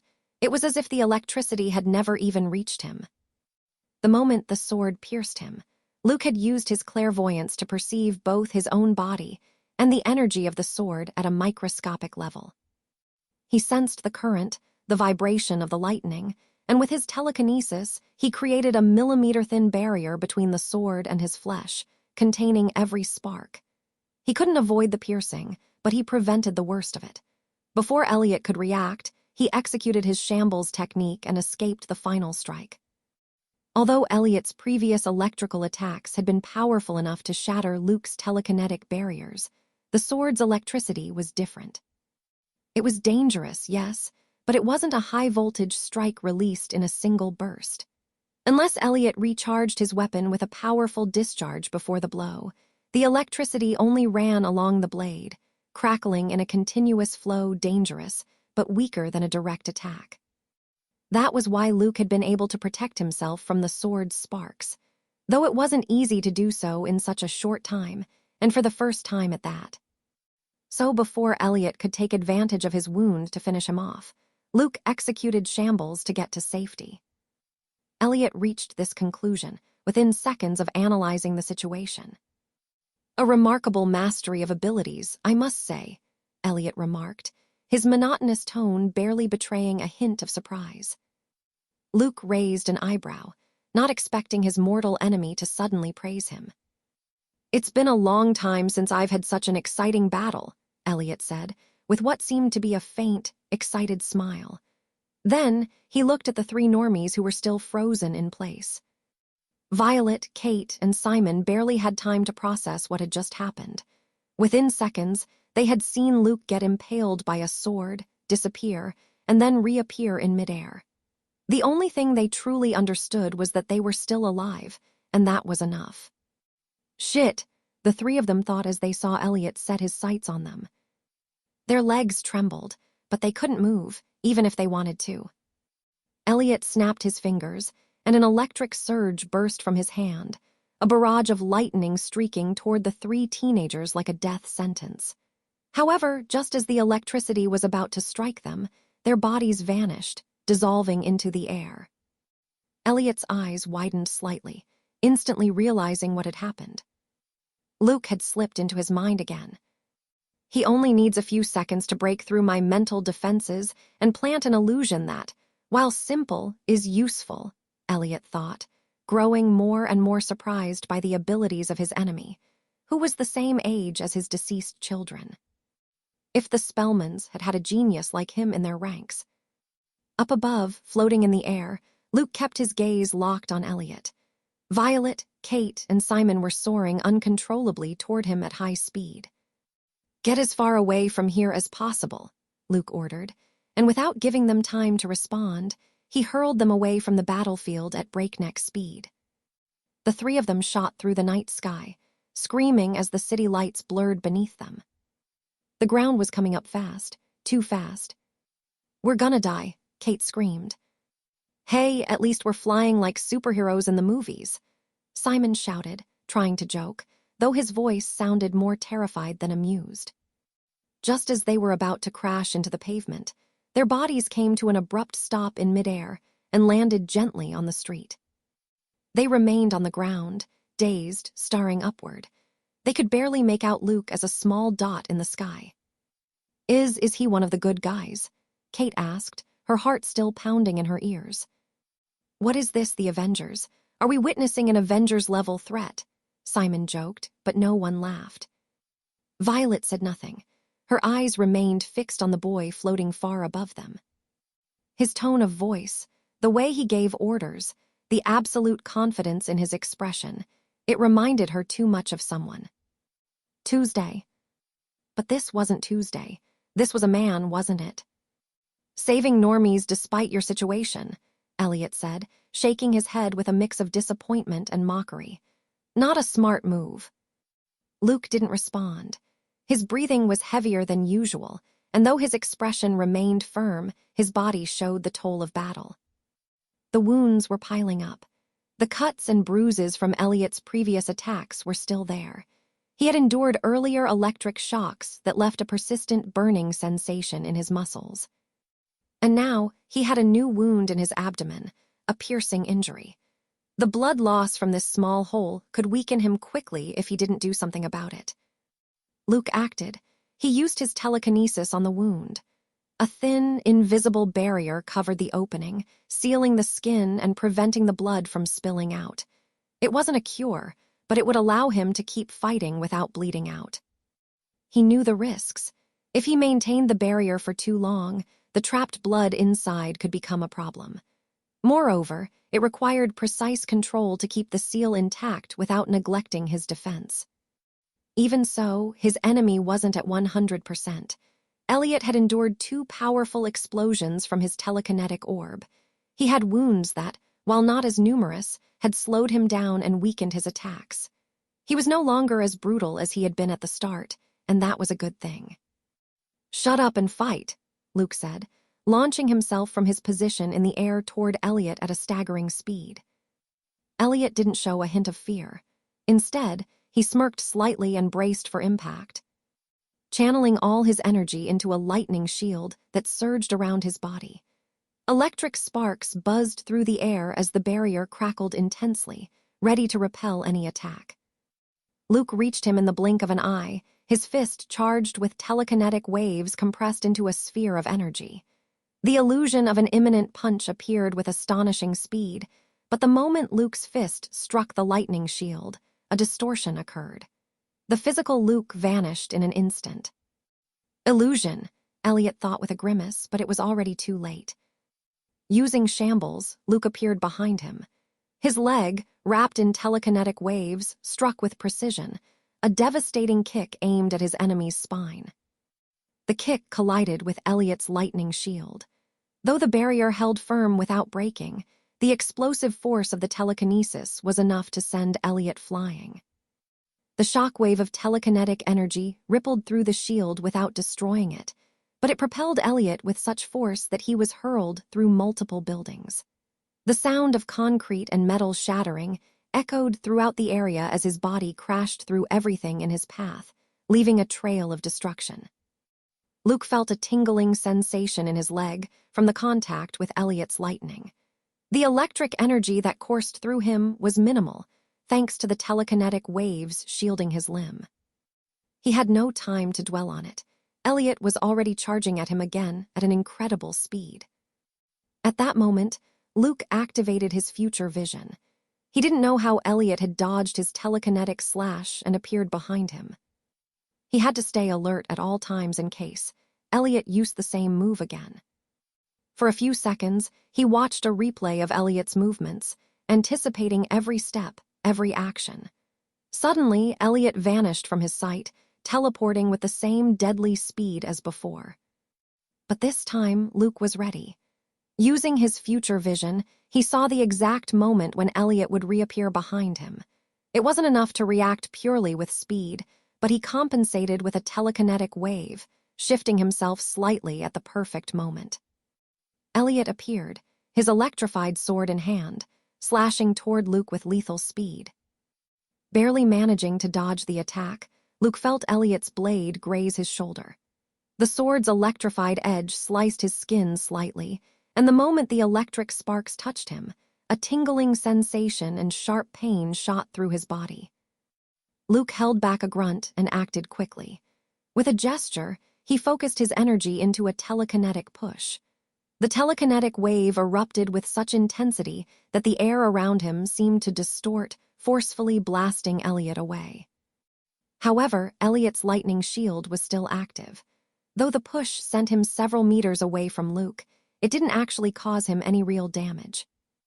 Luke couldn't help but feel frustrated. A typical outcast his age would have been sent flying like a ragdoll, crashing into a wall or something and ending up in pieces. At the very least, he had managed to push Elliot's deadly electricity away from his body. What the hell is that teleportation? Luke thought in confusion. Elliot was an orange aura user. He controlled electricity. He shouldn't be able to teleport. Even if he had control over other elements, nothing should allow him to teleport like that. Could it be an ability from the demonic book? After all, Dolar's servant had taken the demonic book. There was a high chance she had given it to Elliot. But Luke had no idea how long it took to learn abilities from the book, or to make a deal with a demon for new powers. "I need to think of something," Luke muttered. He couldn't keep using his future vision. It consumed too much energy, and even now he had suffered a minor cut on his shoulder. Elliot's speed was simply too overwhelming, especially when teleporting behind him. With his domain, he saw Elliot charging at him again and got ready. Thanks for watching this episode. Like, share, and follow for more interesting stories and narrations. Thanks a lot.